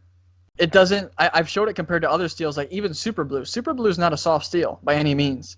It's 62, 63, and Super Blue just kind of rolls compared to this. It was cool comparing the two. I like that. So does it stay really toothy the whole time with that carbide breakdown or tear out like that? It does. It just kind of. I wish there was a better way to say it other than like just chunks coming off, because that's the wrong terminology, really. But I understand what you're saying. I understand. Yeah. It's in a microscopic level, so it's Yeah. it's so minute you would never notice it. You can't even feel it if you like run your fingernail over it. You can only feel it like as you're cutting stuff. You notice it doesn't get dull. But yeah, it when you sharpen it, it kind of takes like it feels different cutting stuff. Like even if you go to try and like cut paper after you just sharpen it, it feels aggressive. It feels like it's just tearing through paper, but it's clean.